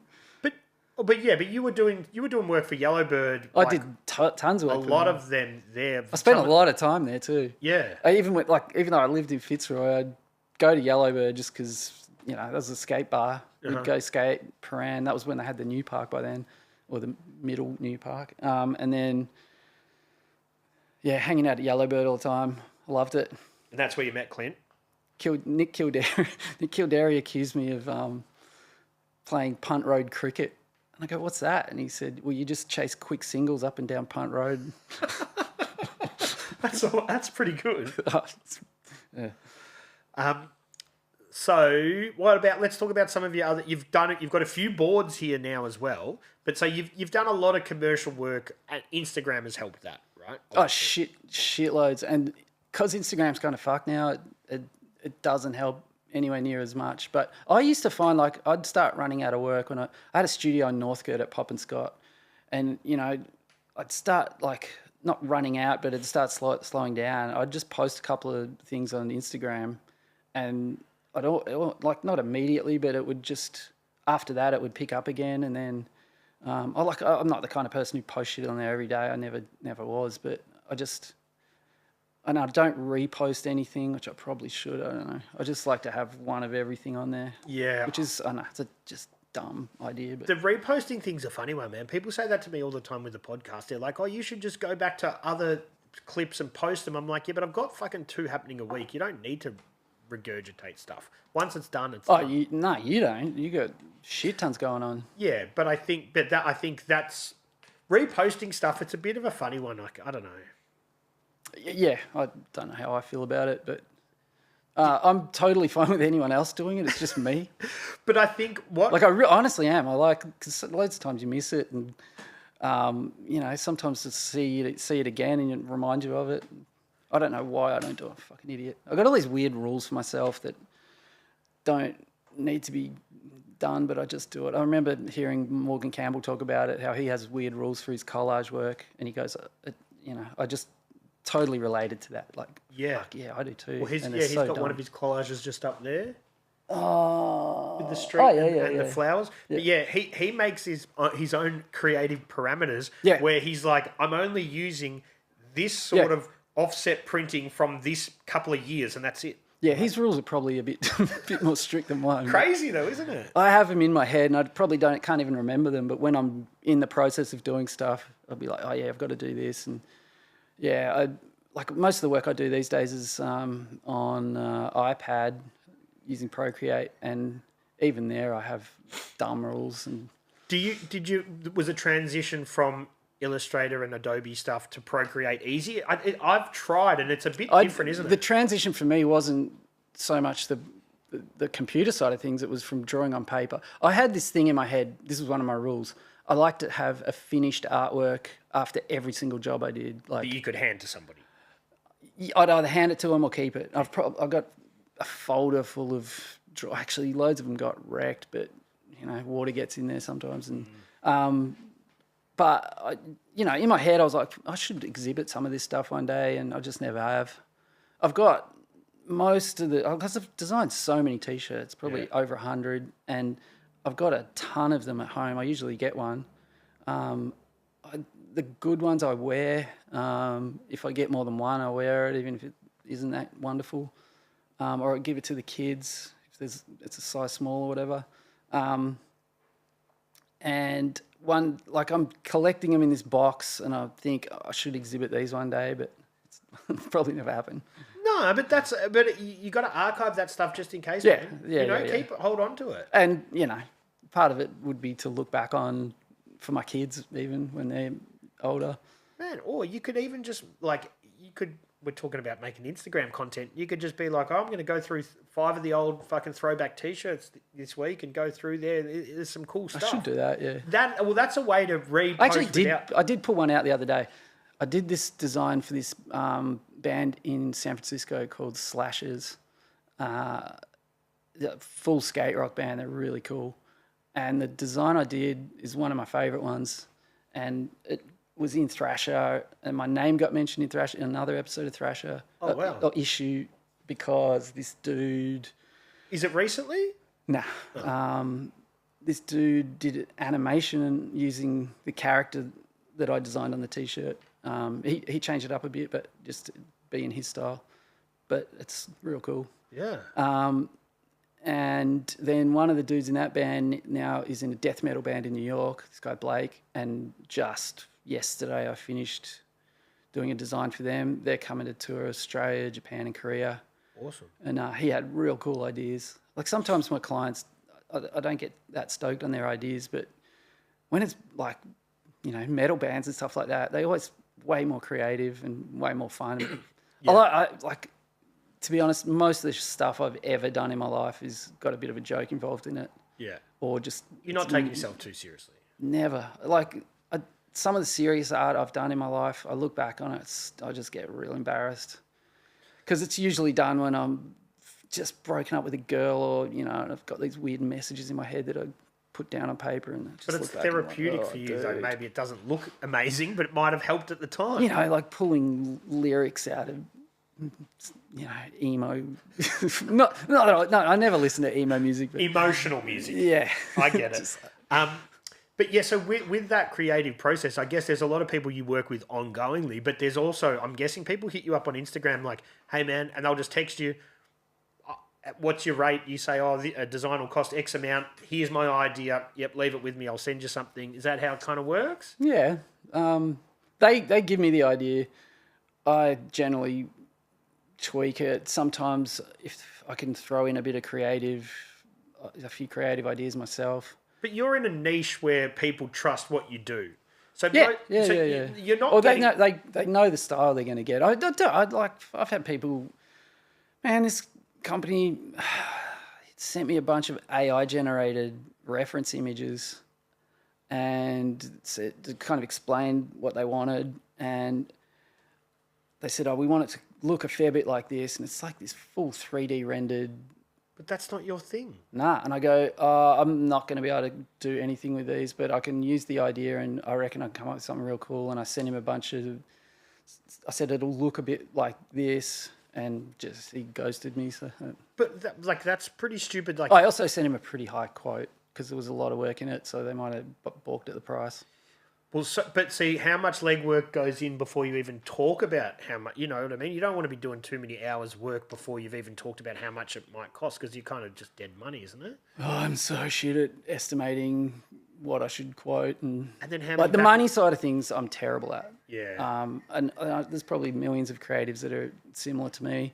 And then there's quite a few that aren't. Some people are pretty clever at making things work, like Tom Gerard. He's just like Captain Happy, knows how to make everything work. I love that dude. Yeah. He would be skating at Paran around about that same time that yep. you were. Yeah, that's probably where I met him, and he's back there now. Yeah, he is. He's got this really cool studio. I went in there, went to it, check it out the other day, and we were skating at Paran. I was talking to someone who was on this podcast the other day, and I'm like, man, that guy somehow looks younger when you see him. Yeah, he does actually. I never really thought about that. He does. It's funny, like I bump into some of the dudes from back in the day. I bumped into Flaz and Jaffa the other day, actually, and it made me re-listen to his podcast again for the second time. His one's coming out. When this comes out, his second one would be out. Sick. And yeah, Flaz called me yesterday. I had a good chat with him. Get him on there. It'll happen. Yeah, he'd have some stories. Yeah, those dudes are cool. Always got along real well with all the Western Suburbs dudes. Except for the 4 guys that bashed me one night. I got beaten up by... One of them was a fucking vert skater, actually, that I recognised. And set the scene. Where are you? What's going on? I lived in Williamstown for a little while. Of course you did. You've lived mark off every single suburb in Melbourne. This guy, Louis Taylor, was just one of the skaters. And they had the metal vert ramp there just in Spotswood, didn't they? Yeah. I've skated that a bunch. That's cool. And yeah, Louis moved to Williamstown. He lived in Williamstown with his girlfriend. I moved over there. They almost immediately broke up and he moved out. So I was there with his girlfriend. I can't remember her name. She's kind of a bogan. And she worked at KFC. And I came home from being out pretty late. I don't know, like midnight something, last train sort of deal. And she wasn't home, and the door, we had like 4 locks on the door or something, and I couldn't get in because I only had keys to, I can't really remember that. I think someone had come to fix the oven or something. Anyway, so pre-mobile phones, I walked down there to the, back to the train station to call her on the payphone to find out what was going on, and I think I did speak to her, then I got off the phone and these 4 dudes came over. They started calling me an Eastie. Opposite Eastern of suburbs. Westie. Fuck if I know, yeah. And then punched the shit out of me and stole my shoes. Like, I recognised the dude and I said his name. I was like, yeah, you're Scott Briscoe, right? Because he was a sick vert skater. And then I just had to take off. I managed to get up off the ground, covered in blood, took off, tried to pry the doors open to a service station that was shut. I thought they would come back and get me again. Just freaking the fuck out. Somehow I ended up in hospital at Footscray. I think they might have stitched me up and like stitched up my head. And then like my clothes were completely covered in blood and they kicked me out of the hospital at 4 a.m. And you couldn't get into your house anyway? Yeah. Yeah. I think I had no money and maybe they took my wallet too, but they'd taken my shoes. I had no shoes. 4 a.m, Footscray Hospital, and they wouldn't even let me wait in the waiting room until morning. I tried to go sit down and the security guys come over and push me out the door basically. And I just burst into tears and this cop car was sitting there and the cop came over, asked what was wrong. I told him what was up. They drove me home. And then 2 days later, I got my shoes back. Word got around real quick in the skate community. It wasn't very big back then, everyone knew everyone. And this dude, Andy Kay, who I wasn't very good friends with, didn't really know him very well. He was an awesome guy though, just real quiet though. He went round to Scott Briscoe's house, knocked on the door, said, "Where's Andy's shoes?" He grabbed them off from out the front and said, "Touch him again, I'll fucking kill you." Really? I didn't even know this guy very well. But he just had your back. Yeah, and he came back around and came back to my house and... What shoes were they? Oh, they were fucked. Like, they were just taking them to be arseholes. It was a matter of principle. They were like old Etnies they were white when I bought them, and then I decided I hated them, so I tried to dye them blue, and they just went light blue. They were so fucking ugly. Been skating in them for 6 months. They would have stunk too. They were fucked. Like ollie holes in them and stuff. Laces broken. And but I got them back, kept wearing them for a while. Oh, really? Yeah, I guess. Yeah. I can't really remember that era that well, but... Jeez, you've lived in some places, man. I don't know if it was then or there wasn't time... copped a few punches in the face over the years, but one of them, I can't remember if it was that one or another one. I got a fractured eye socket, like in my left eye, whatever. I think I wore an eye patch for a week and there wasn't much that they could do. I think because my eye the white bit went all red. And then when I moved down here to the Mornington Peninsula, I went to meet Barnaby at Balnarring one day to skate the bowl, and the whole way driving there, I had this weird white cloud in my vision. And then got to the bowl, hadn't seen Barnaby for years, and like I was dropping in and I was like, fuck, that white cloud's still following me around, this is weird. And I said to Barnaby, I was like, this is real embarrassing, I can't really skate, but I'll hang out while you skate. And I don't think we skated for very much. Like I could sort of do a couple of axle stalls and then I was like freaking out. This eye thing and was fucking up my balance. And then on the way home, this is back when I could still drive. On the way home, I stopped at Specsavers in Rosebud, and thinking, he'd give me eye drops or whatever. And the optometrist gets in my eyes, looking around. He goes, he asked me, "Have you ever been hit in the eye, punched, or had head trauma, blah blah?" And I said, well, "Fucking heaps of times." Like. And he goes, "You've got a detached retina, so the back of my eye." And he goes, "You need to call someone to come and get you." You shouldn't be driving. Yeah, but he's like, "You need to go straight to the emergency department." Like, he's like, "How long has this been like this?" And I go, "Oh, it's just today. I think it might have started yesterday. It was getting worse today." You're close to the hospital there, though. No. I had to go to the Ioneer Hospital. Oh, shit. In the city. City, yeah. So he's like, "You need to get there immediately. It's almost ambulance time." Because he's worried you're going to lose your sight altogether. I think so. So straight, like Bianca come pick me up, left the other car there, went straight to the hospital. He's like, "Get her to bring a change of clothes, you'll be in overnight." And fuck, lucky you stopped there, man, at the Rosebud Plaza. Oh shit, I'd be this guy. And then there was even talk of glass eye. I was flipping out. And then, so the operation they do, totally awake. So I've got all these people in my... But it's got a local, you're not feeling it. No, I couldn't feel it. But it's fucking freaky. And they'd given me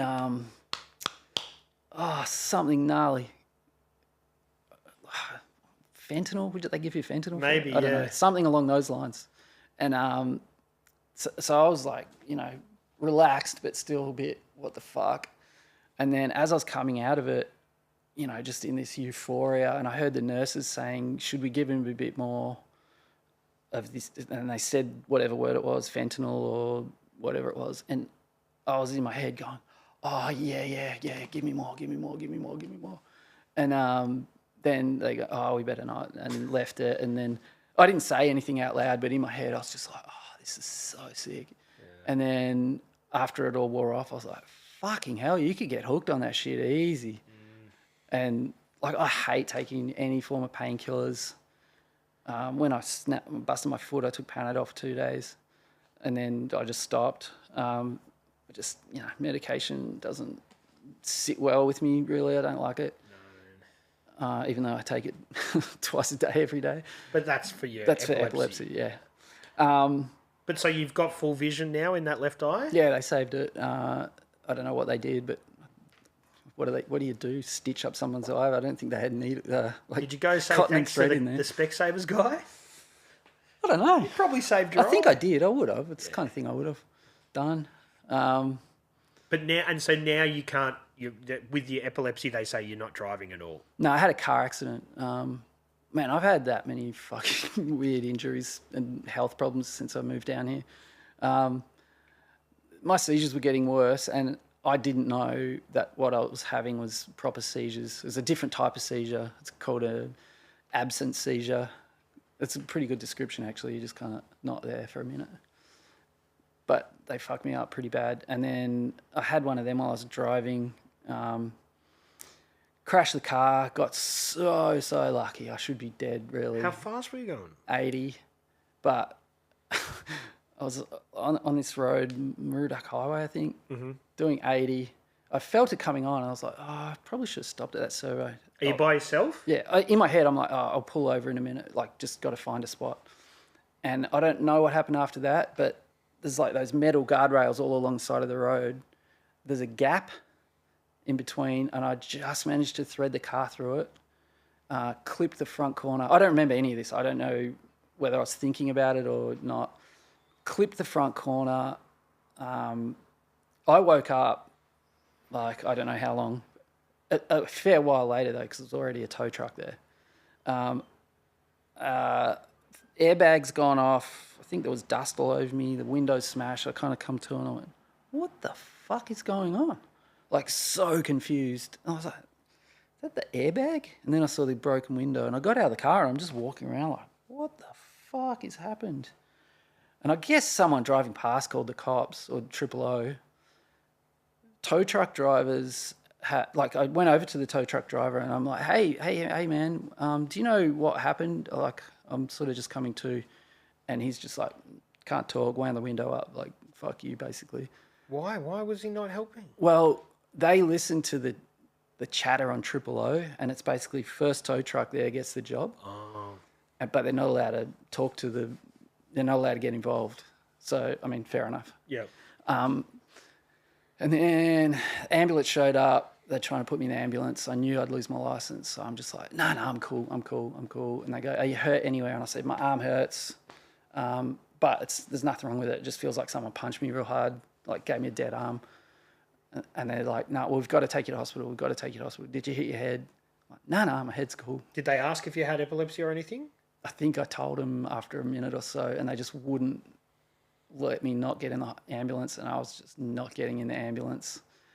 I'd already called Bianca by this stage. She was on her way from Rye to Mornington or wherever we were. And then I called this other guy, Jono, that I'd just been visiting at the Peninsula Recycled Timber place around the corner. Jono just goes, don't talk to the fucking cops. I'll be there in a minute.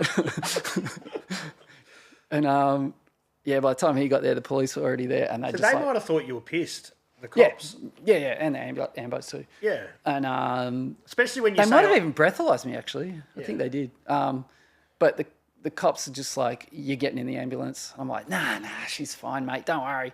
And they're like, nah, you're getting in the ambulance. So, and then Jono showed up and he's like, don't get in the fucking ambulance. Like, so what happened? Went to hospital. In the ambulance? Yeah. Oh, that's right. I had to fucking wait at Frankston Hospital for 9 hours. 9 hours? It was during COVID. And so they had that many people there. There was this big tent in the car park with beds in it. And I was in that. I was so far down the list because I had nothing wrong with me. And there was this old dude. I had a woman across from me. By this stage, it's like fucking 3 a.m. A woman across from me that like real old that was vomiting and shitting herself and screaming. Other weirdos in there. And then diagonally across from me was this dude that looked like he was fucking 80 years old, pretty proper old guy with his whole face tattooed that just kept making eye contact with me. You know, like dudes with face tattoos nowadays, it's just a dude. And they look scary, but they're probably just a normal guy. Yeah. You know, dudes that were in their 70s, they've got face tattoos are the fucking real deal. They've been around the block, yeah. Yeah, so I kept like looking over because he was super interesting and he kept glaring at me. I'm like, oh, fucking hell, this is torture. Frankston sucks. I hate Frankston, by the way. But Frankston's getting better. It's not that I hate Frankston, just something fucked happens to me pretty much every time I go there. Yeah. Dude tried to rob me not that long ago in the train. He was a real pissed dude. And he thought I'd taken his beer and the train was empty. There was like one other kid and he just tried to steal my backpack after that. He kept asking for his beer, but I could barely understand him. And he wouldn't let go of my bag and I found a packet of Smarties in there. I'm like, you can have these, man. I don't have any beer. Take them. I don't care. And he wouldn't let go of my bag and I wouldn't let go of my bag. And eventually I just yanked it out of his hand and I just stood as tall as I could and go, fuck off, cunt! And he backed off for a minute and then the train stopped and I just jumped off and the other kid jumped off too, shitting himself. And he came up to me and he goes, I'm really scared, man. He didn't ask if I was okay. He's like, I'm really scared, man. I'm from Camberwell. I've never seen anything like this before. Like, he's gone now. Man, but yeah, there is some colourful characters around that area. Yeah. Man, I forgot to mention, right before he did that, he'd pulled his dick out and had a piss like a metre away from me. On the train? Yeah. And then started dancing around in his piss. And then realised his beer was gone. I don't know what the fuck happened to that, but he just thought I'd taken it. There was probably no beer in the first place. No, I'd seen him drinking it. Oh, okay. But why would I want his fucking beer? Yeah. Weird stuff. But so the end result of all that driving stuff is that you can't drive anymore. I haven't driven since September 2 years ago. So it's coming up to 3 years. Fucking hell. But you understand that it's something that needed to happen because you couldn't have another episode like that. No. Yeah. I can feel it coming on. I know I'd be fine, but I've done the right thing. I honestly haven't driven. I went to drive our van just down to the foreshore, which is like under 2 kilometres. So legally you're not allowed to drive or they just recommend you? No, legally. No, my licence is turned off. I don't know how that works, but when they've been renovated or replacing right here and they had a couple of the pylons there and I just asked one of the dudes at the worksite because they were in the skip. I said, can I have one of them? And he's like, yeah, man. I go, I'll buy you a slab. And he's like, yeah, sweet. Like, we're throwing them out. So I just raced home to get the van and I thought, all right, I'm gonna drive the van. It's not very far. I'll be fine. I got to the end of our street and a police car went past and I shit myself and did a U-turn and went home. You're like, that's a sign. And then I just waited an hour or so for Bianca. She drove down there in our other little car, not little, but station wagon thing. These 2 massive dudes put this big log in the back of our car. I bought them a slab, drove home, and then got home. We opened the boot and went, fuck, how are we going to get that out? We had to roll it out, and when it hit the concrete, it split in 2. Oh, man. No, it's fine. Now we've got 2 kind of half pylons. I've got our letterbox sitting on one of them out the front, and the other one's... out the front of my studio. Yeah, sick. My studio looks pretty I mean, I like it. It's probably not anyone else's taste, but it was an old shed. We just bought that house right the month before I lost my license. It's a couple of years ago. And one of the first things I did was pull the shed apart, turned it into a studio that we both use, like insulation, plywood walls, and then ripped the roller door off because it was like a mechanic shed. Literally, the guy was a mechanic. Yeah. So it's nice and big then. It's decent size. And I pulled the roller door off, put glass doors in there, and then covered the whole thing in bamboo and put a little thatched awning kind of thing on it. Tiki hut. So it looks like a tiki hut. Yeah. And got paraphernalia hanging off there, like just carvings and parrot stuff. Mm-hmm. We've got a bunch of parrots nesting at our house. Oh, wow. Yeah, we have 7 breeds of parrot that just hang around our house all the time. It's pretty rad. Like cockatoos and rosellas and I don't know. Yeah, there's lots of cool I've become a fucking weird bird watcher. I guess with the not driving, though, it puts some pressure on Bianca a little bit because she's got to run you around. So that's shout out to her for picking up the slack there. And with all the kids stuff. Bianca's incredible, dude. Yeah, she's an incredible human. We got 2 kids, 11 and 6. She has to do all the driving. I do what I can with their school's only like 1.5 k's from our house, so I ride them down there on bikes. We ride to the jetty all the time, jump off, swim. My kids are super into it, which is good because some of their friends can't even swim. They're both kind of maniacs. They do cool stuff. They've both jumped off the 8-metre cliff at Bridgewater Bay. Nice. Errol did it for the first time a couple of weeks ago. He's only 6. That's crazy, man. Yeah. He did it 5 times. As soon as he did it once, he was like straight up there. Yeah. Like his head popped out of the water and he goes, "Can I do that again?" Thrill seeker. Yeah, he skates too. He's getting real good. It's crazy, man. Dropped in on the deep end of Fitzroy the other day. Oh, wow. We went to Noble Park and he dropped in on the snake run there, which is probably about the same size. How old was he when you got him on the board to start with? It's only been about a year. Yeah. He had a board, never really used it that much. And then my friend James Foster, I think he skated for PSC back in the day and Dope Clothing. His little boy Roy is a couple of years older and he's quite good. And Errol saw him skating and just bing, lit the fire. Skated with him for the day and then that was it. He was just real keen. I got a little setup in the driveway now, a couple of little ramps and manual pad type thing. And man, he's kind of got this weird attitude. Every time we skate, he learns something new. Mm-hmm. And I wish I was like that. For sure. But he kind of thinks that's what you have to do. Oh. Well, that's a good mindset to start with. Oh, he's an animal, dude. Has he had like a slam yet? Like, fuck yeah. Okay, and he just bounces back like, I'm fine. Yeah. We skate with James Moore from down there. He's a real nice guy and a great skateboarder. It's like Errol tries to impress him because he's a genuinely good skateboarder, not like me.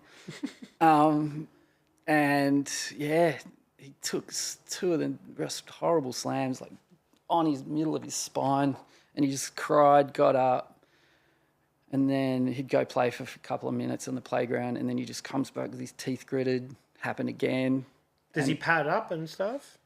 Oh, fuck, I just about have to pay him to wear pads. Right, okay. He dropped in at the show. Does he wear a helmet? When I make him, not always.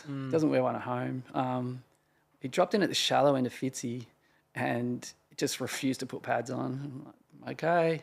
And then he tried to do it on the deep end of Fitzy and had a slam. So then he agreed to put it.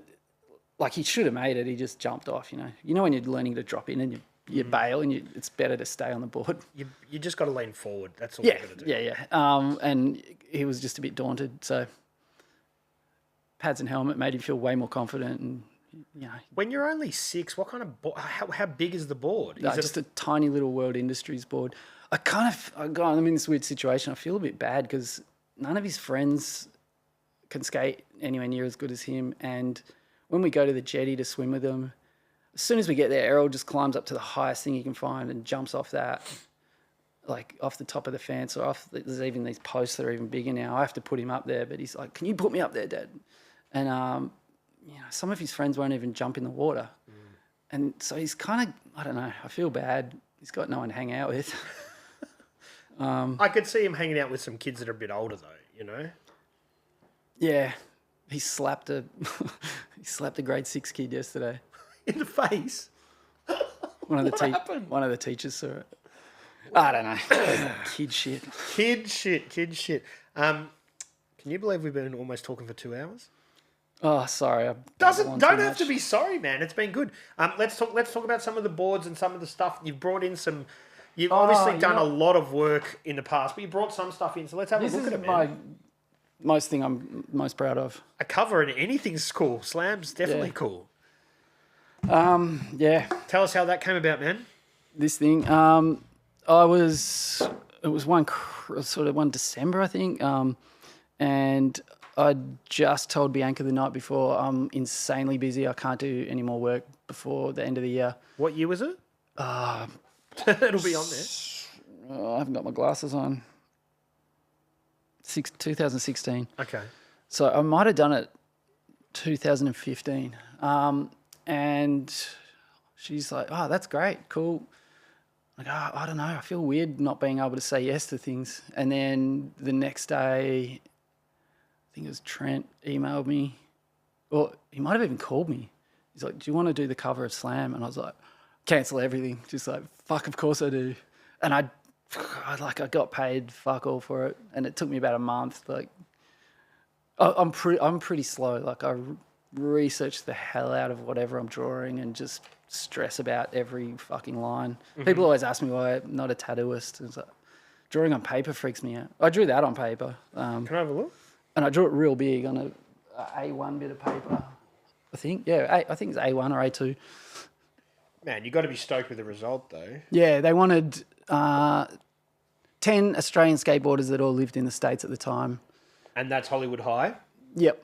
Mm-hmm. Yeah, I'm glad you recognise that.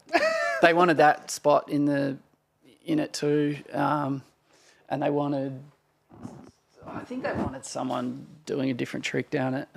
And I just So there was a bit of back and forth? Yeah, and I just said, can I draw a Benny Hanna? It's way funnier. Yeah. And they finally agreed to it. They went for it. So I just thought it'd be too much of a serious drawing, or just a drawing. Has anyone done one of them down there? Fuck, do I know? It's a cover NBD. What about the thongs, man? Yeah. So you've mentioned Javianas a bit, but getting to design your own thongs, that's pretty fucking cool. Well, yeah, they just hit me up and said, we want to do some thongs based on the big things around Australia. If I hadn't known about the big shuttlecock in Brewing, I probably would have snuck that on there. And yeah, that took me ages too, but that was a fun one to investigate, check out all the things. My design has the big pineapple on it too, but they had to get legal approval for each one. By like the council from those areas or whatever? Well, the big pineapple's a private business. So the big banana is... I think some of the others probably are. Oh, so yeah, because the big banana's in Gosford or whatever, so that's owned by someone and they just go, yeah, you just have to, well, you can't use our likeness or whatever. Yeah, well, the big pineapple were the only ones that sort of said no, and then I'd almost finished drawing another one that I was going to try and squeeze on there, which was the big ram. And that's got the big testicles out the back. Yeah, and they just said, don't worry about it. I think I had finished it actually, and I think they were not into having giant nuts on their tongues. So. Which is understandable.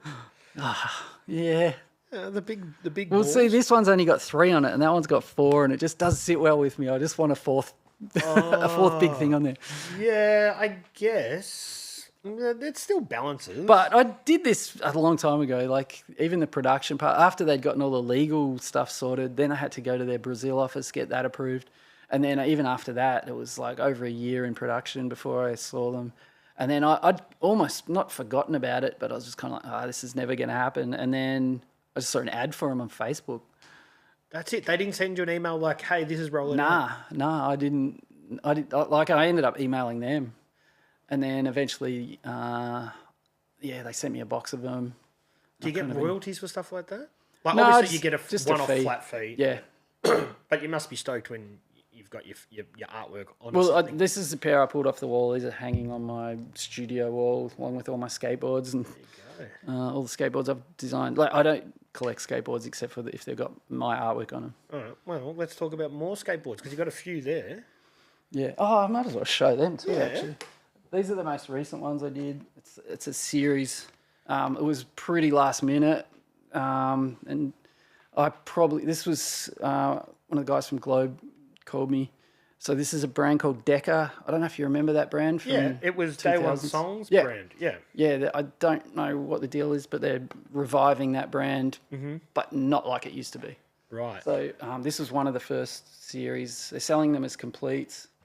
So that's one of them. And I sent them a list of about 150 ideas. Really? And yeah, there's another one. And that's your tiki sort of inspiration there. Well, that's actually a mug from this cafe I go to every day, Freaky Tiki. I sit in there and draw. Where's Not that every day. in Rye? In Rye, yeah. I go there nearly every day, and they let me just park on a table and Draw shit. do a drawing on my iPad. I get more done there. There's the other one. Yeah, sick, man. Yeah, it was. I sent them like a list of about 150 ideas, and this was the only one that got through because I had all these.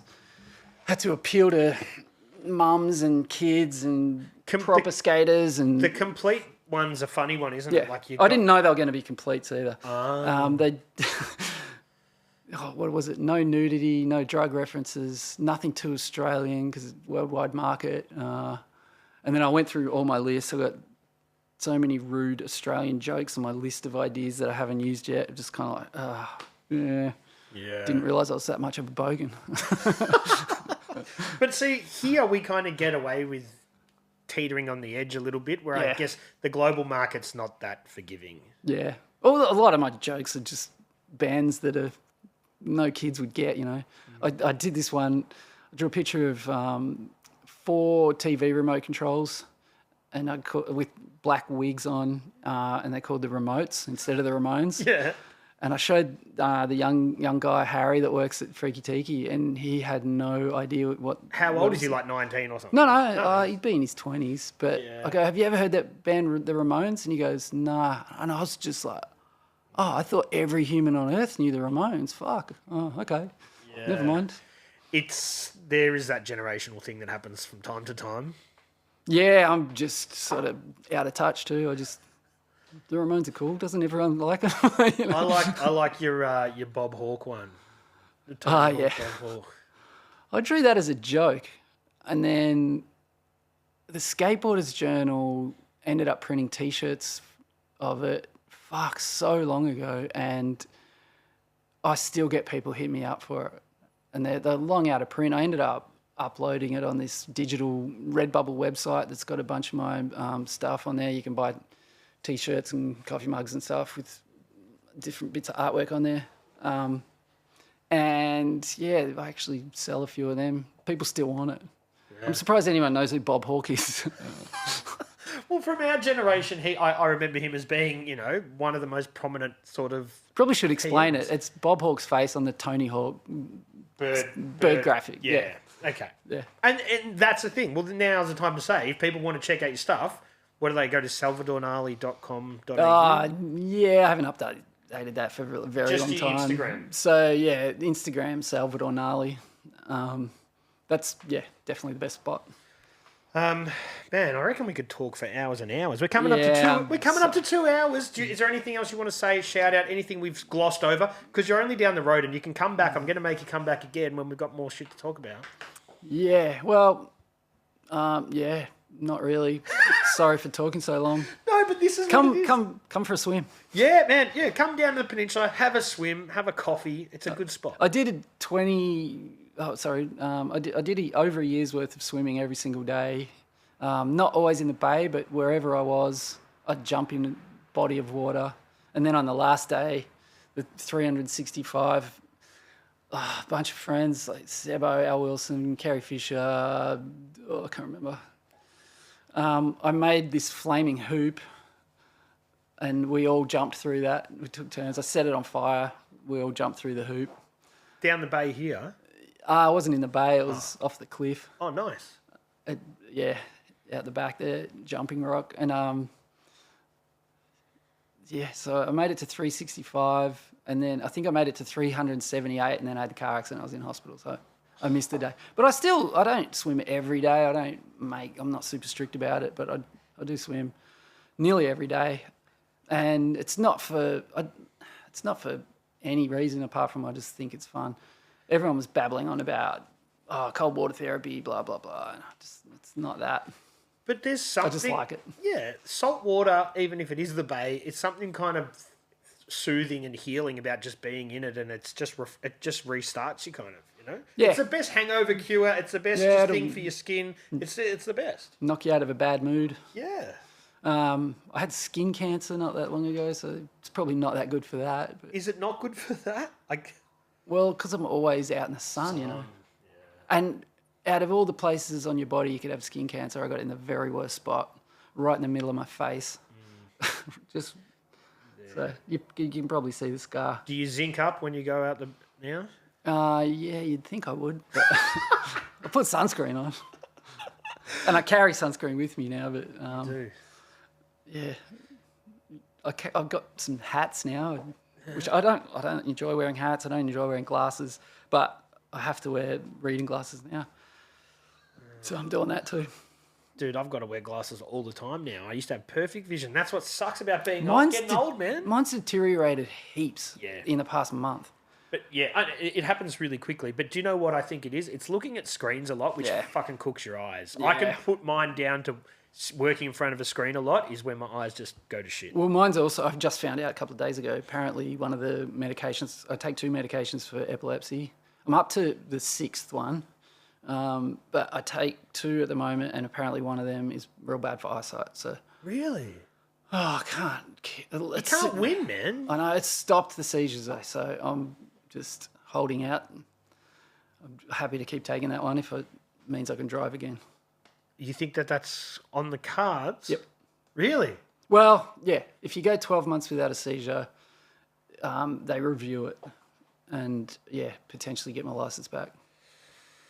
Good luck, man. That'd be life-changing. Yeah. Takes the pressure off Bianca too. Yeah. And I can start doing murals and that kind of thing again. It's pretty much impossible.